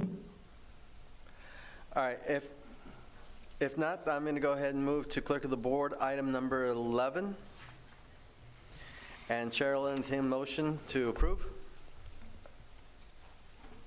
Mr. Chairman, I move to approve item 11. Second. Motion and a second to approve item number 11. All those in favor, please signify by saying aye. Aye. All those opposed, please signify by saying nay. Ayes have it. We move on to Industrial Development Authority, item number 11, and resolution number 2020-26. If we need Mr. Mike Slania, he is on the phone available to us. Otherwise, the Chair would entertain a motion to approve. Mr. Chairman, I move to approve item number 12, including resolution number 2020-26. Second. Motion and a second to approve item number 12 and resolution number 2020-26. All those in favor, please signify by saying aye.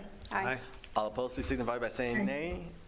Ayes have it. Moving on to real property, item number 13. Mr. Chairman, I move to approve item number 13. Second. Motion and a second to approve item number 13. All those in favor, please signify by saying aye. Aye. All opposed, please signify by saying nay. Ayes have it. We're now moving on to the recorder, item number 14 and 15. And with us today is our recorder, F. Ann Rodriguez.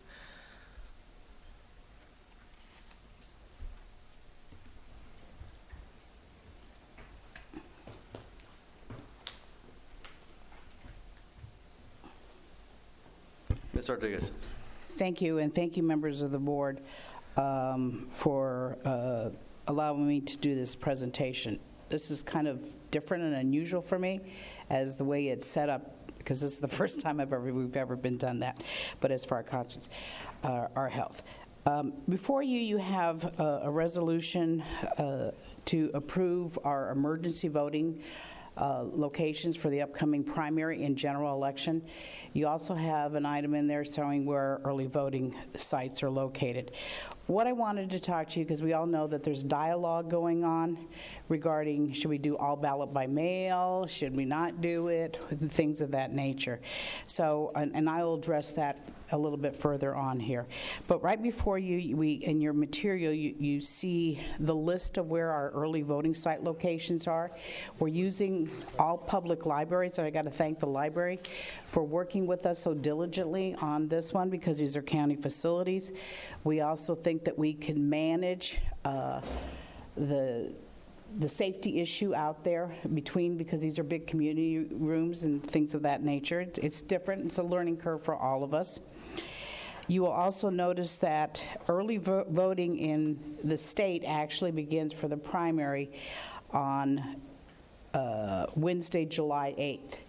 We will have the 3 recorders' offices, which is the downtown, the election center on Country Club, Valencia, and our east side office will open up on that particular day. The rest of the facilities will open up on Monday, July 27th. And the reason we do that is because we're still mailing ballots out if we're doing our traditional elections. But that week before election is where we're dealing where we can't mail any more ballots out. So we're dealing with the voters that either made an error, can't find it, voted for the wrong thing. I can give you a list, but I won't go into that one. Or they didn't update their address, so we send them to this location so they can update their address, and then they will be issued a ballot right on the spot by their address for the issues and the candidates they're eligible to vote for. So these are the issues that we deal with on right before Election Day. And then before you to be approving is the emergency voting locations, which I've identified for Saturday and on Monday. This is something not new. The part of new is me coming to the board and ask you to allow me to do what I've been doing for years. So that's some of the issues I also wanted to address. The other thing, let's say for whatever reason the state legislature decides to do all by mail. I'm ready to go. My material's been already ordered in print because I use the same material almost identically except for the ballot when we mail out, so I could use them for the general election. So there is no problem in there. We would be ready. Also, when you do an all ballot by mail election, you also have to have facilities which are called then replacement sites. I would still have my early voting sites open that week, and then on election day, our plan, if you all agree, because we would have to have a separate dialogue, is use the same facilities we have now open as early voting sites. So I've broken them down there by supervisor districts.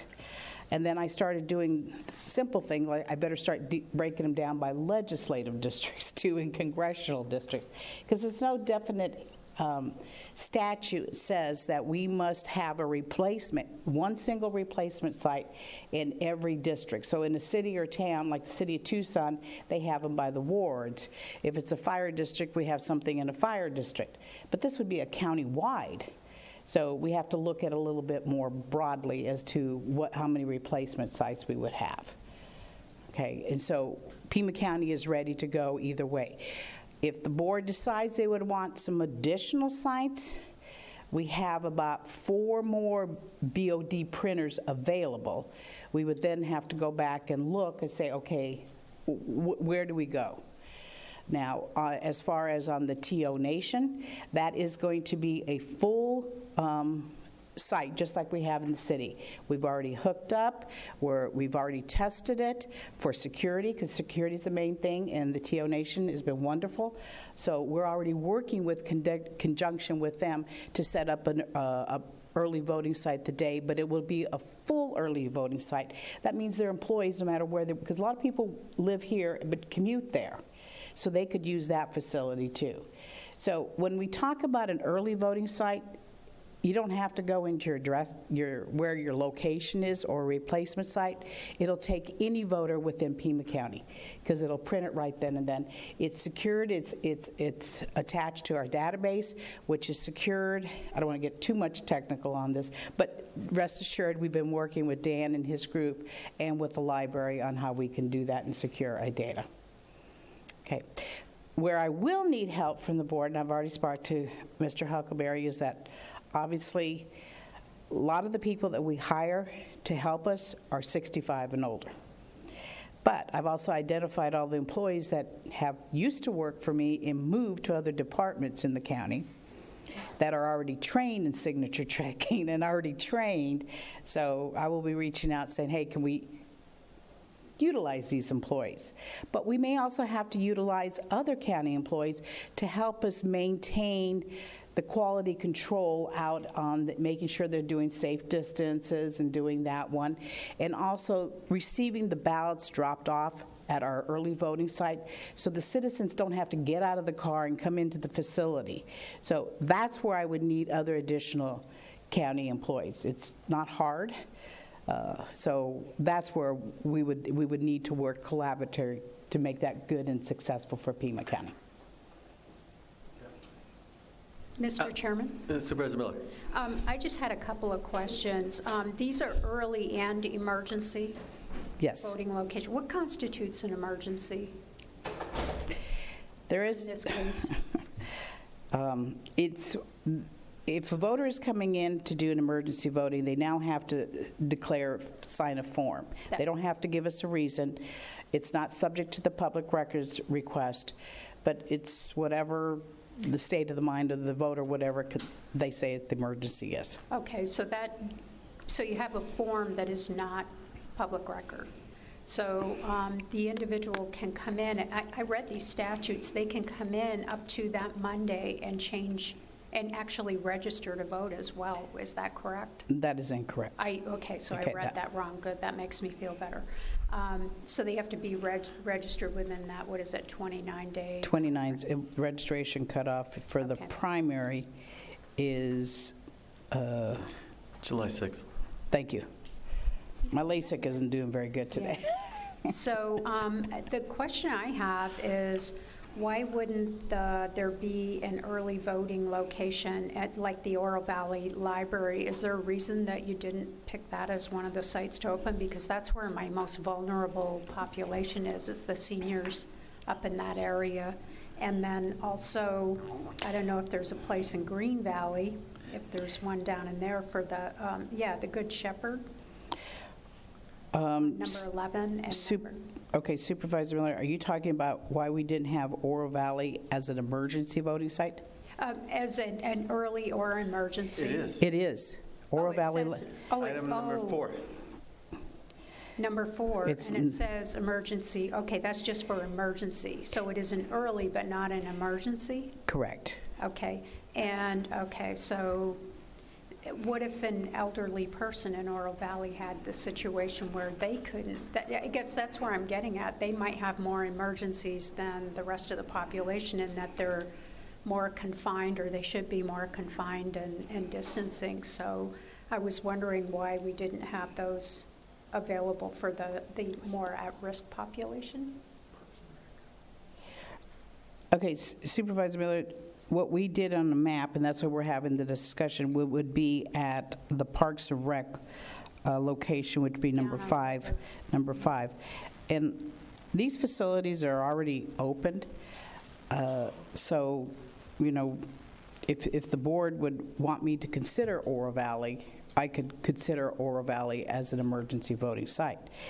As regards to the Green Valley location, is that is the only site besides the TO Nation that is not a county facility.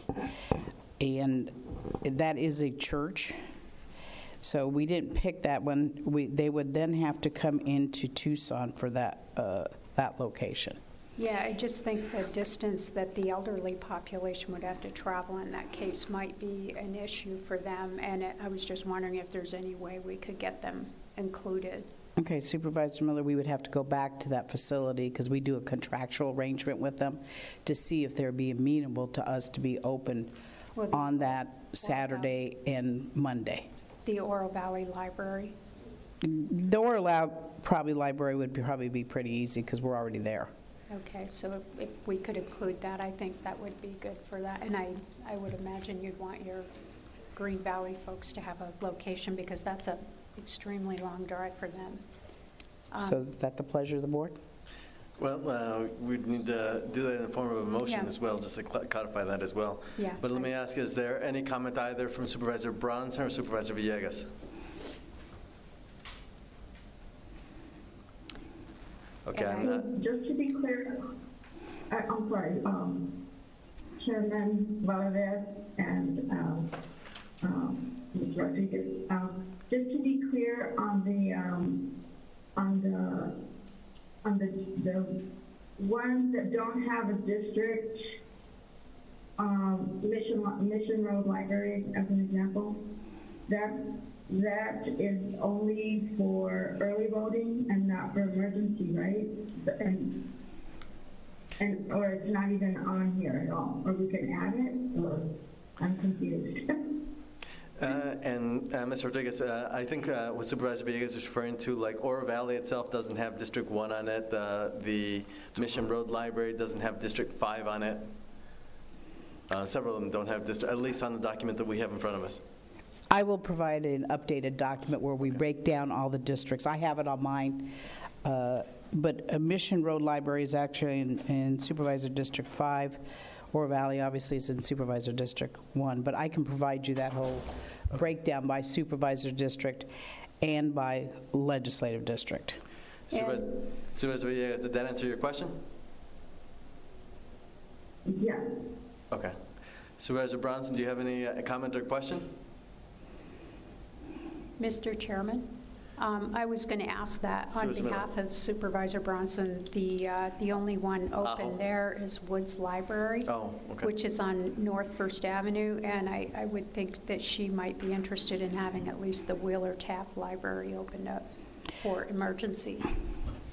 I don't know, but... This is Sharon. Hello, can you hear me? Yes, now we can hear you. Okay.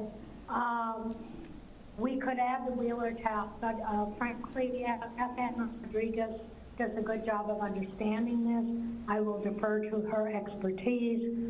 Clearly, some of the remote areas like Ajo and Erivaca those needs should be addressed. But again, FN's been our recorder for a number of years, and she's done it with incredible confidence. So thanks, Ms. Rodriguez. Mr. Chairman, I would like to clarify that this isn't a criticism. It's just under these circumstances we're under, is the folks in Oro Valley are the older population, and so that's why I was concerned about Oro Valley. Do we need a motion to Supervisor Miller? We do. Okay. I will make the motion to approve the 2020 primary election proposed early and emergency voting locations to be as reflected by the recorder, but also to add the Oro Valley Library as well as the Good Shepherd Church in Green Valley. And I'll second. And just for the record, the Good Shepherd also serves Sahuarita. Okay. Yes, it does. It does says it. Is there any discussion on the item? Hearing Ms. Rodriguez. The only thing, I'm sure the Oro Valley Library, because it is a county facility, I will have to go back to the church and see if they're amenable to that one, and I will try to do my best. If there's any issues that I can help with on that issue, let me know. I will do that. Thank you. Obviously, the other place that we may be able to do there is the Conrad Joyner Library as well, which is not too far, if we need to. Okay, the motion before us is to approve item number 14 and resolution number 2020-27, adding Oro Valley Library as well as the Good Shepherd Church as emergency voting sites as well. If there's no further discussion, all those in favor, please signify by saying aye. Aye. All opposed, please signify by saying nay. Ayes have it. Chair will entertain a motion to approve item number 15 and resolution number 2020-28. Mr. Chairman, I'll make the motion to approve Resolution 2020-28 as long as it is identical to Resolution 2020-27. Second? Motion and a second to approve item number 15 and resolution number 2020-28 in a form identical to that of item number 14. Any discussion? Hearing none, all those in favor, please signify by saying aye. Aye. All opposed, please signify by saying nay. Ayes have it. Thank you, Ms. Rodriguez. Thank you very much. And thank you for your many years of service, because I believe this is your last election. 2 elections. And today we're doing candidate challenges. Yeah, fun. There's a lot of them. Oh, yes. No, they're not posted. So, thank you very much. Thank you, Ms. Rodriguez. Thank you, Mr. Rhodes. All right, we'll move on to hearings, franchises, licenses, and permits. Items number 16, hearing liquor license.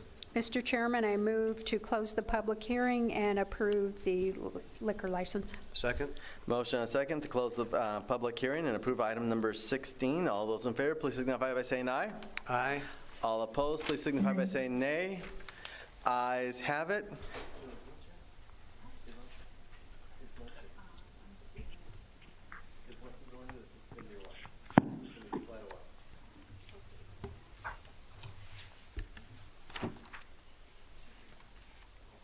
What I'm going to do right now is I'm going to recess for a lunch break before we go on to the Animal Care Center item, because I believe that's going to be a fairly lengthy item. So we'll recess for the next 30 minutes to return here at... Mr. Chairman? Mr. Chairman, it's Sharon Bronson. Supervisor Bronson. Yes, just in relation to the animal care ordinance, for your information, I will not be moving to approve it. I have some real issues with it. So when we come back, I would like the floor for a minute, and when you come back from your lunch break. Thanks. Absolutely, and we'll be returning at 12:30. So we are in recess until 12:30.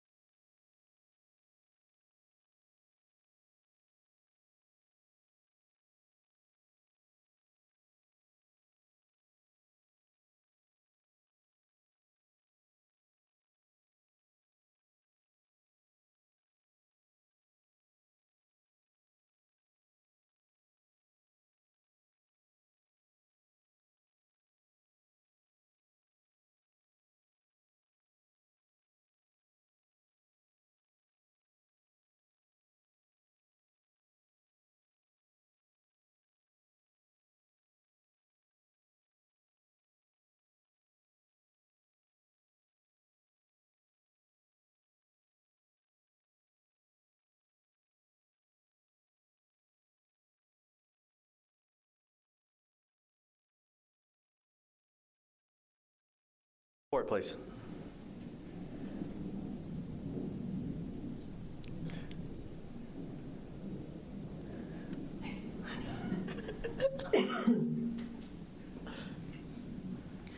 Good afternoon, Chairman, members of the board. My name is Kristen Hassan. I'm the director of Pima Animal Care Center. We began the process of reviewing the ordinances in We began the process of reviewing the ordinances in 2017, shortly after my arrival and becoming the director at PAC, as a request from the Pima County Attorney. It was Deputy County Attorney Paula Pereira, came to Dr. Garcia and I because the ordinances as written were at times legally contradictory and confusing, and reflected animal sheltering and animal welfare in our community at a time when 15,000 or more pets were being euthanized in the shelter. And the community nor the nation had the same value on homeless pets' lives as it does today. And so originally in 2017, we discussed the possibility of amending the existing ordinances, but because they had been put together piecemeal and had been amended several times, the county attorney suggested that we undertake a total rewrite of the ordinances to try to simplify them and offer absolute legal clarity to both the public and to judges and lawyers and law enforcement officials who would need to interpret them. So that began a process which I have shared with Mr. Huckleberry and the board of 2.5 years of looking at more than 40 sets of ordinances from around the nation, speaking to hundreds of stakeholders in our community and around the country, and getting input from as many people as we could, as many possible stakeholders as we could, all the while working with the PAC Advisory Committee, the Animal Welfare Stakeholder Court. That's a group of local judges and attorneys who argue on both sides of animal welfare cases in Pima County, as well as our jurisdictional partners.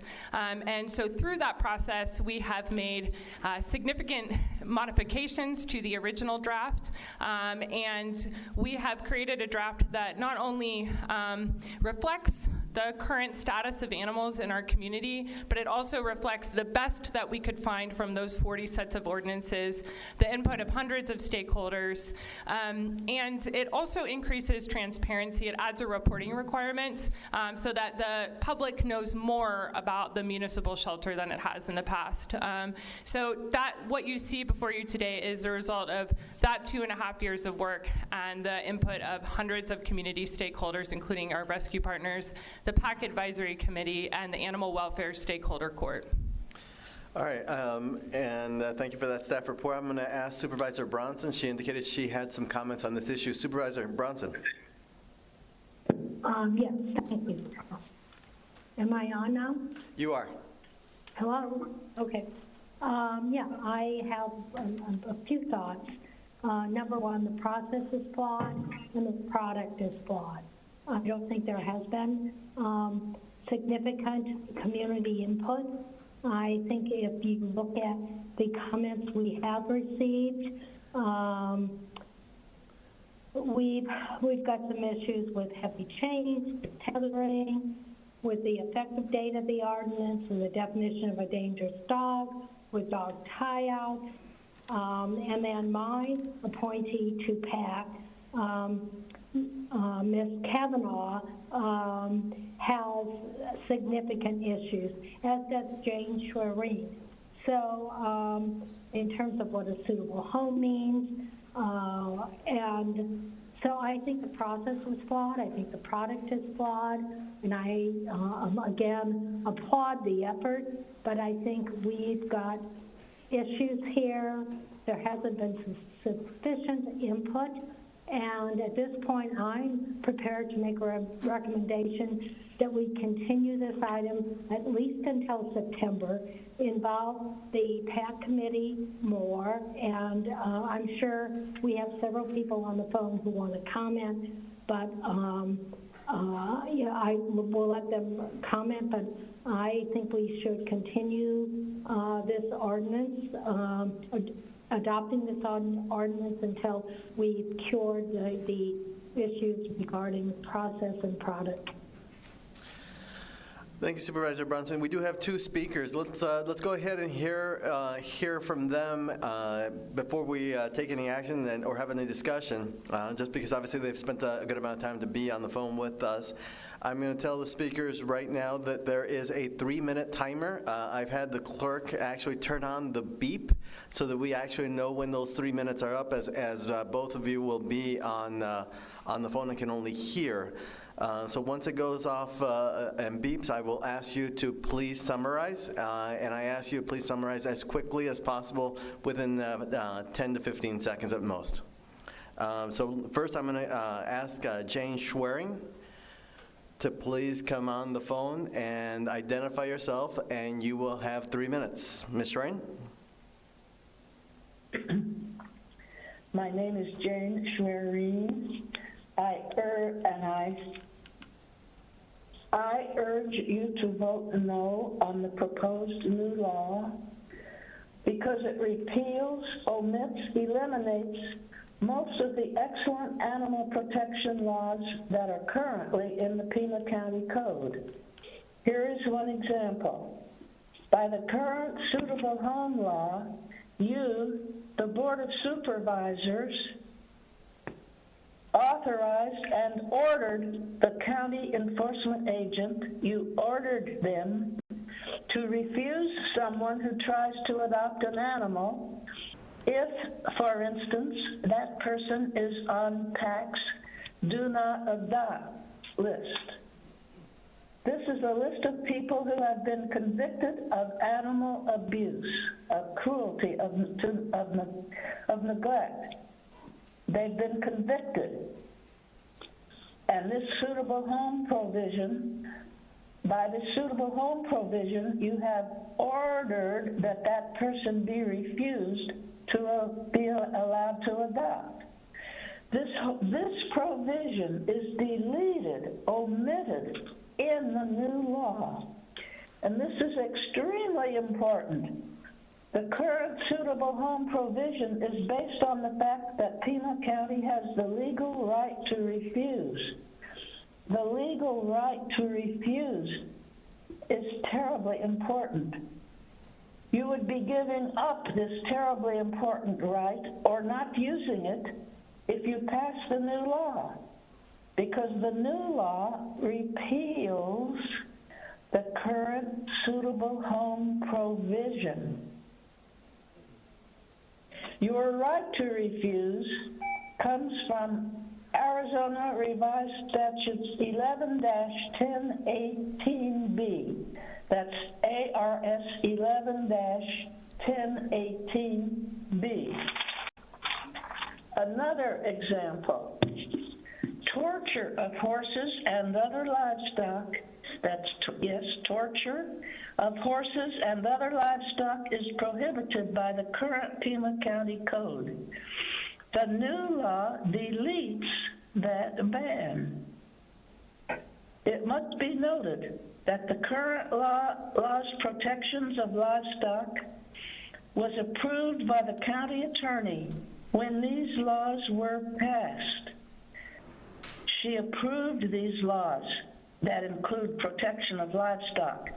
And now this very same county attorney is trying to attack these laws. One more example. The new law deletes some spay-neuter. Ms. Schwerin, your 3 minutes. I'm going to ask you to please summarize. Your 3 minutes are up, but could you please summarize and conclude?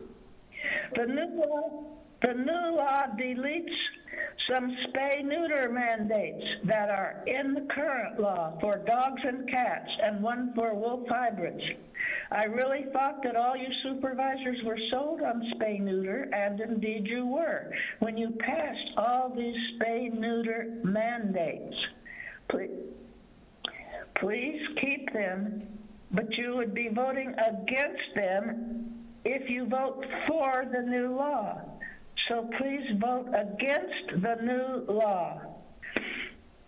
If I had more time, I could give you many more examples of how the new law eliminates protections that all the animals have right now in the current code. Thank you, Mrs. Schwerin. Next, we have Rhonda Pina on the phone. Ms. Pina, please identify yourself. You'll have 3 minutes. Hi, thank you. My name is Rhonda Pina. Thank you, Chair Valadez. I just wanted to make a comment regarding this topic. I was on a work group as part of the Animal Care Center Advisory Committee where we worked on this in 2018, and it was actually started at a request of the county attorney wanting to interpret or have a better interpretation of what was deemed to be confusing laws. And so this work group spent well over a year, and there were extensive revisions that were done as part of the feedback that took place while these ordinances were being modified. So there was quite a bit of feedback that was received, and so it was approved based on the concurrence of the PAC Act Committee, in addition to many community stakeholders that had provided input. So my take on this really is it did simplify a set of ordinances.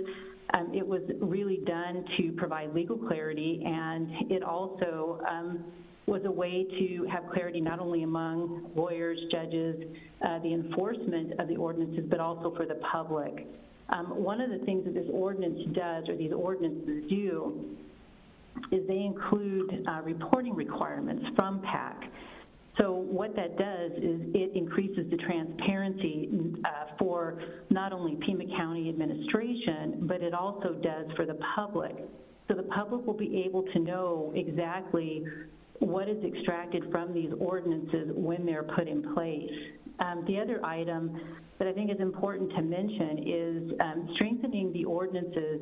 It not only protects the animals, but it reinforces the value that I believe our community places on pet ownership in the community, and that's the relationship that that owners are supposed to have with their pets, and then ongoing with how those are enforced should they not take care of those pets. The ordinances are easily understood by the community, unlike before where there was some confusion, which was the reason that the county attorney's office brought it forth to PAC to consider. So I believe that approving these ordinances and even giving consideration to Supervisor Bronson's comments, but approving these ordinances, I believe, provides much needed certainty going forward. It was an ongoing issue, and so I think there's going to be certainty there, and I believe that PAC has made great strides. They've been commended for many of the improved services. This would be one of them, and so I would hope that this is a part of the process that continues. So I appreciate the opportunity to make this comment. Thank you. Thank you, Ms. Pina. All right, discussion. Mr. Chairman. Supervisor Miller. I would like to hear from staff regarding the lady who spoke earlier. I don't remember her name. Ms. Schwerin. Schwerin. She discussed the requirement where Pima County could refuse to allow a convicted animal abuser to adopt. Suitable home provision, I'm sorry. Yeah. Pima County could refuse a convicted animal abuser that right to to have the ability to adopt an animal. Is that really struck from the ordinance, or is it covered somewhere else in the statutes? Kristen? Thank you, Supervisor Miller. Thank you, Chairman.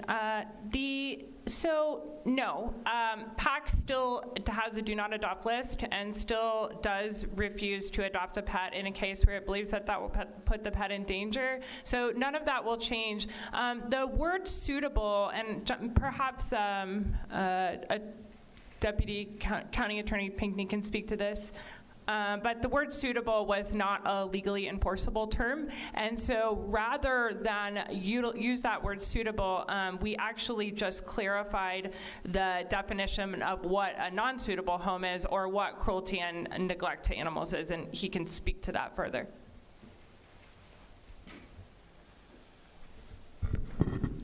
please identify yourself. Thank you. This is Jonathan Pinckney. I'm a Deputy Pima County Attorney. Mr. Chairman, Supervisor Miller, currently we do have that language that adoption has to be to a suitable home. However, there is no way to enforce that. PAC doesn't have the resources and doesn't do home inspections. Plus, it's a very subjective standard. If someone walks in off the street, is PAC supposed to say, well, that looks like a suitable person, that doesn't look like a suitable person. So PAC retains the right to deny adoption to anyone, and presumably they would deny adoption to anyone who is on their do not adopt list. We just took that vague, suitable home language out of there to take out that subjectivity. And in addition, we did include an additional section which requires that anyone wishing to adopt an animal has to go through one of PAC's adoption education programs. So really it's removing the vague and uncertain language and putting something in there that's much more defined. So that education program is a new provision? That's correct, yes. Okay. The other question was regarding torture of horses and other livestock being eliminated in the new law. Could you explain that and clarify, please? Yes, Mr. Chairman, Supervisor Miller. The county enforcement agent, PAC, does not have jurisdiction to deal with livestock issues. State statute gives that jurisdiction to the Arizona Department of Agriculture.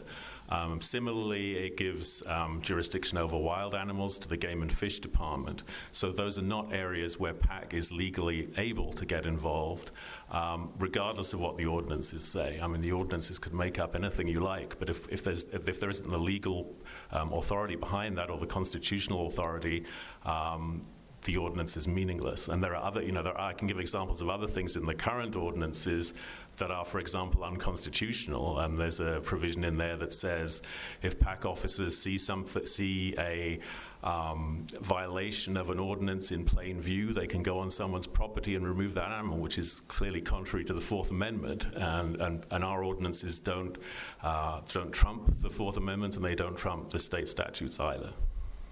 And the other one was, I find this hard to believe that you would be deleting spay-neuter mandates, and I understand the wolf hybrids would come under the Game and Fish, but could you address that, please? Yes, Mr. Chairman, Supervisor Miller.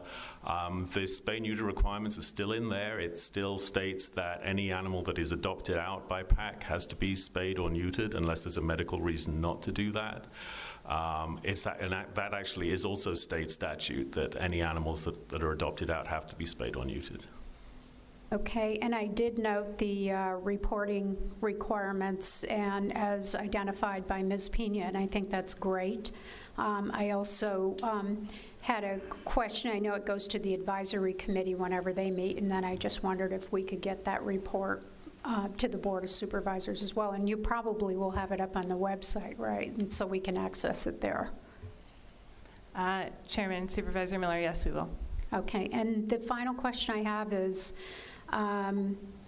when it was on page 5 of 14 of the policy, when a animal is sold, the new owner has to notify the county. Shouldn't the current owner that sells the animal or transfers the animal, shouldn't they be required to notify the county as well? I just see that as that person still having liability because they're still the registered owner even though you've sold the pet to someone else. I just had a question about that. I think, is that under the dangerous dog section? It's on page 5 of 14, item G.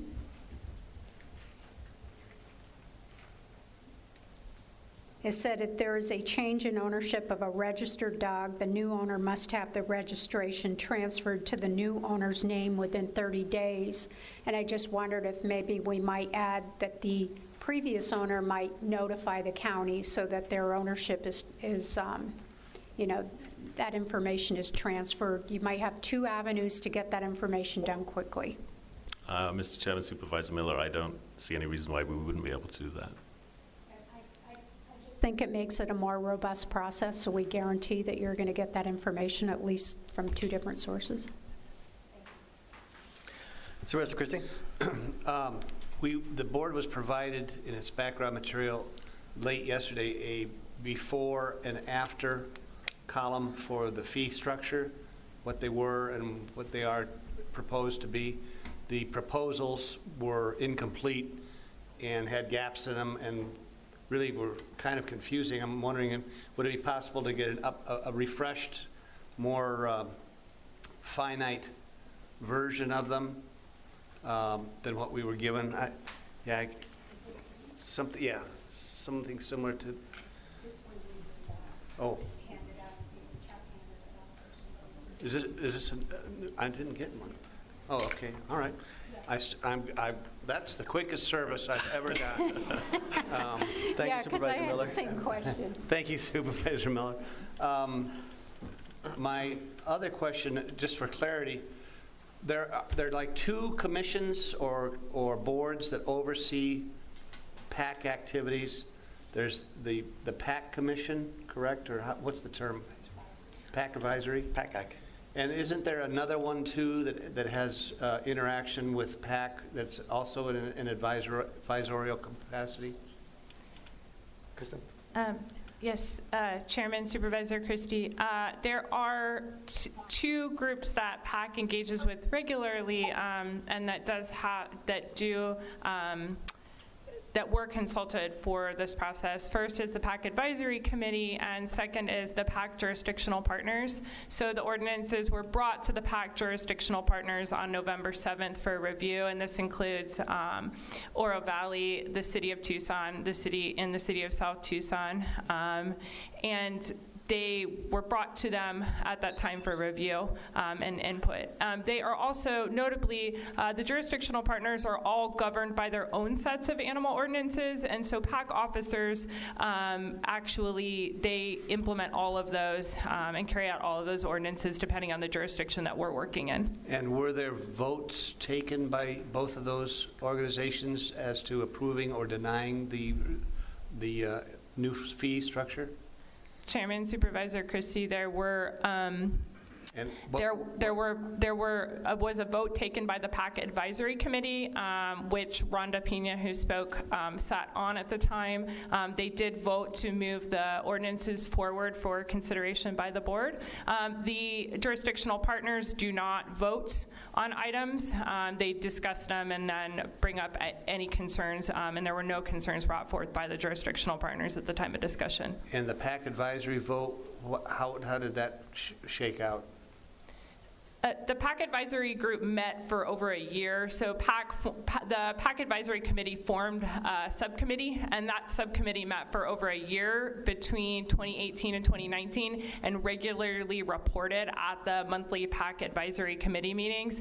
And at several of the PAC Advisory Committee meetings, there was discussion by the entire Advisory Committee. And at the conclusion of that discussion, they did vote to bring these ordinances forward to the board. I guess my overarching question I'm looking for was that both of those groups approved and supported the new fee structure and the new wordage, verbiage, or whatever. That's accurate. Ordinance. That's correct? That's correct. Thank you. Hang on, let me see.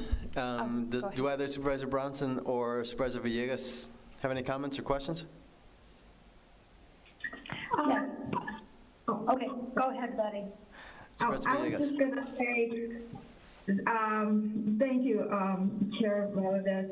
I'm a little bit, trying to understand the process here, coming in late on this.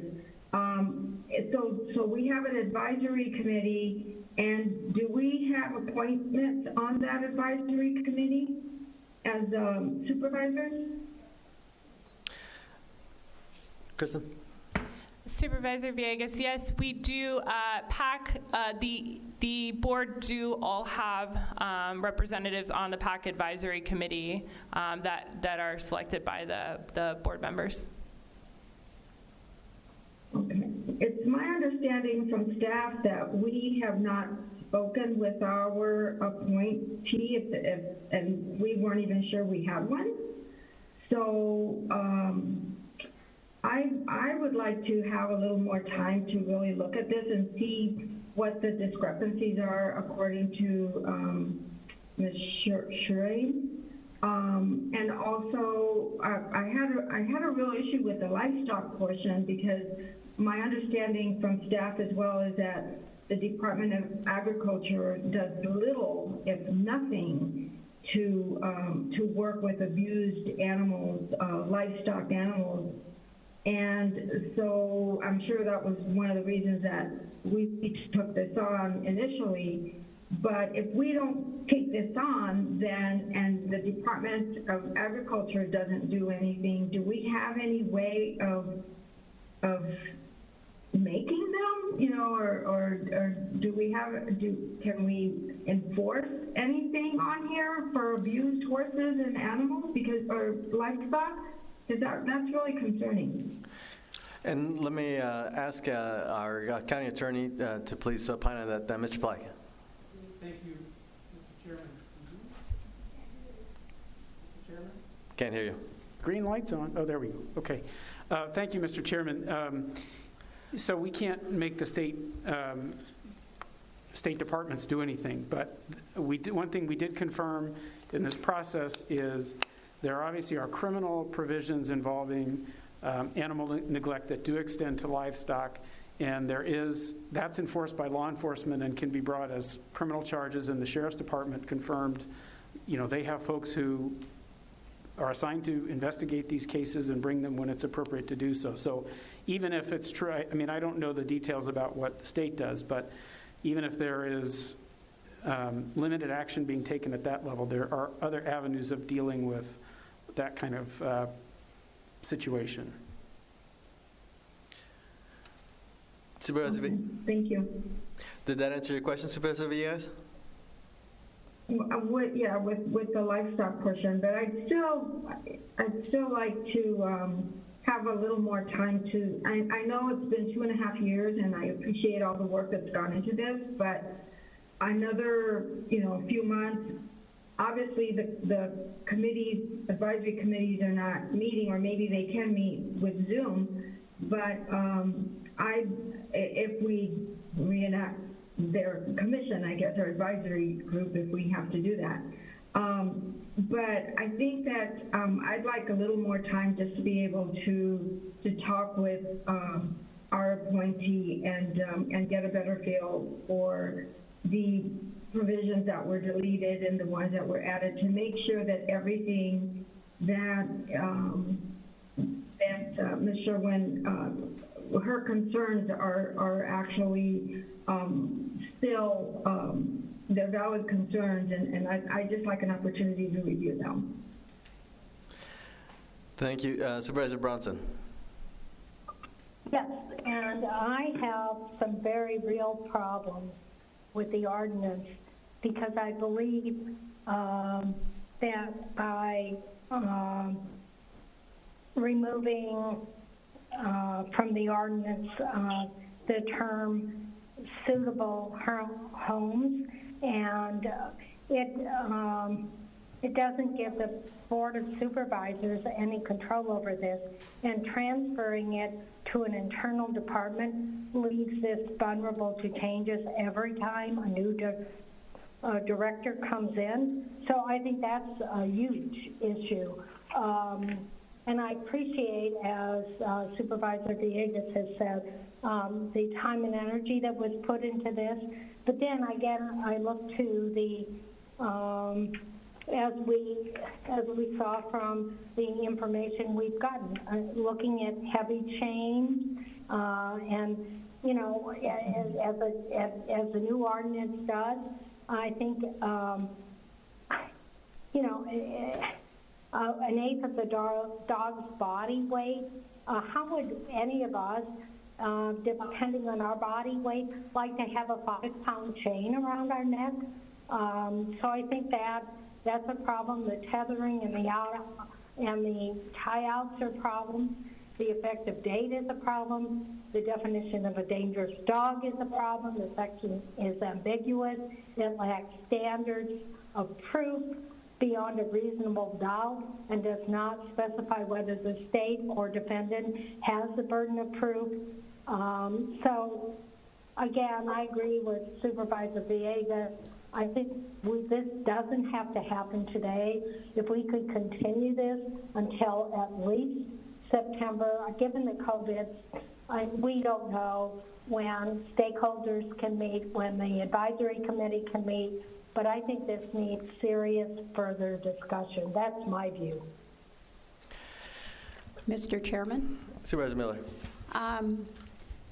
I read through this ordinance, and I think a tremendous amount of effort. I know I've communicated with the individual who I have appointed to this commission, and I know they spent a tremendous amount of time clarifying, making sure, and the three concerns that were brought up today, I thought you did an excellent job of addressing them.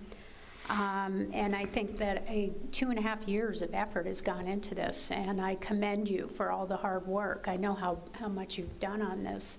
And so in that, I think I'd like to make a substitute motion to approve this item. There's no motion on the floor. Oh, I thought Sharon made a motion to continue. It wasn't, she said she was going to make a motion. Yes, she hasn't made it yet. Oh, okay. Then I'd like to make a motion to approve the ordinance. And I'll second it. All right, Supervisor Bronson or Villegas? There's a motion before us to approve the item. Supervisor Bronson? Like to make a, yeah, can you hear me now? Now we can. Okay, I'd like to make a motion, substitute motion to continue until at least September, the first meeting in September. And I'll second that. There's a substitute motion before us to continue the item until September, first meeting in September. Is that correct? Supervisor Bronson? Yes, that's what I heard. Okay. Yes.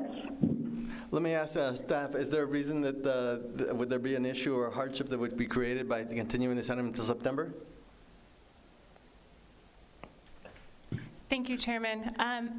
Yes, it would be, after the 2.5 years of work that have gone into this, the officers, the attorneys, and the judges that argue cases continue to struggle with the current ordinances. We are coming into the season of hot weather, and we have added in an ordinance specifically about pets left in hot cars. So there are reasons that it is more urgent to consider passing these now, but of course we have operated under the existing ordinances for many years, and so that is, of course, we will continue to do so as directed.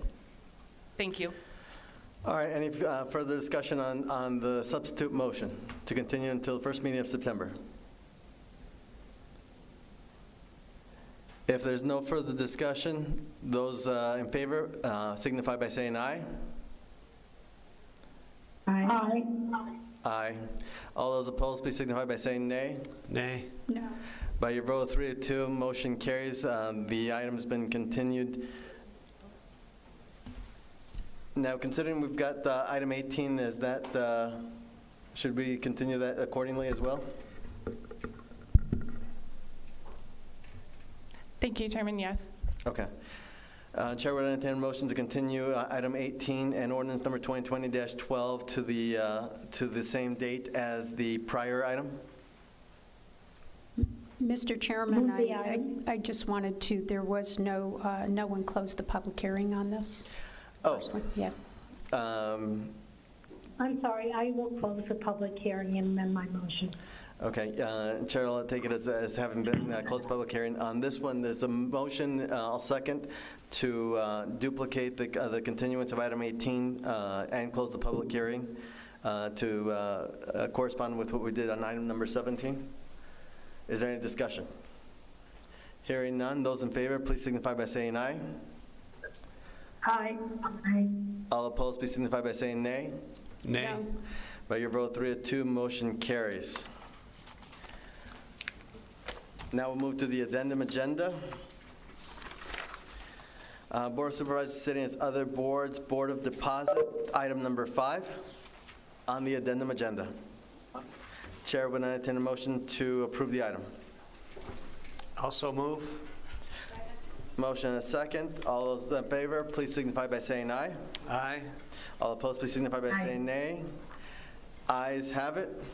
Now we're sitting as Board of Supervisors, Community Development and Neighborhood Conservation, item number 7 and resolution number 2020-29. Chair would entertain a motion to approve. Mr. Chairman, I'll move to approve item number 7, and I am a little bit confused. 7 and 8, one is the, I guess that one's just the amendment to the action plan. Never mind. I figured it out as I was reading through it. So I'll move to approve item number 7. Second. Motion and a second to approve item number 7 and resolution number 2020-29. Any discussion? Hearing none, all those in favor, please signify by saying aye. Aye. Aye. Opposed, please signify by saying nay. Ayes have it. Moving on to item number 8 and resolution number 2020-30. Chair would entertain a motion to approve. Supervisor Bronson? I'll move to approve. Oh, Second. Supervisor, yes, okay. Motion and a second. Any discussion? Hearing none, all those in favor of approving item number 8 and resolution number 2020-30, all signify by saying aye. Aye. All opposed, please signify by saying nay. Ayes have it. Moving on to procurement awards, item number 9. Chair will Move to entertain a motion. Move. Motion and a second to approve item number 9. All those in favor, please signify by saying aye. All opposed, please signify by saying nay. Ayes have it.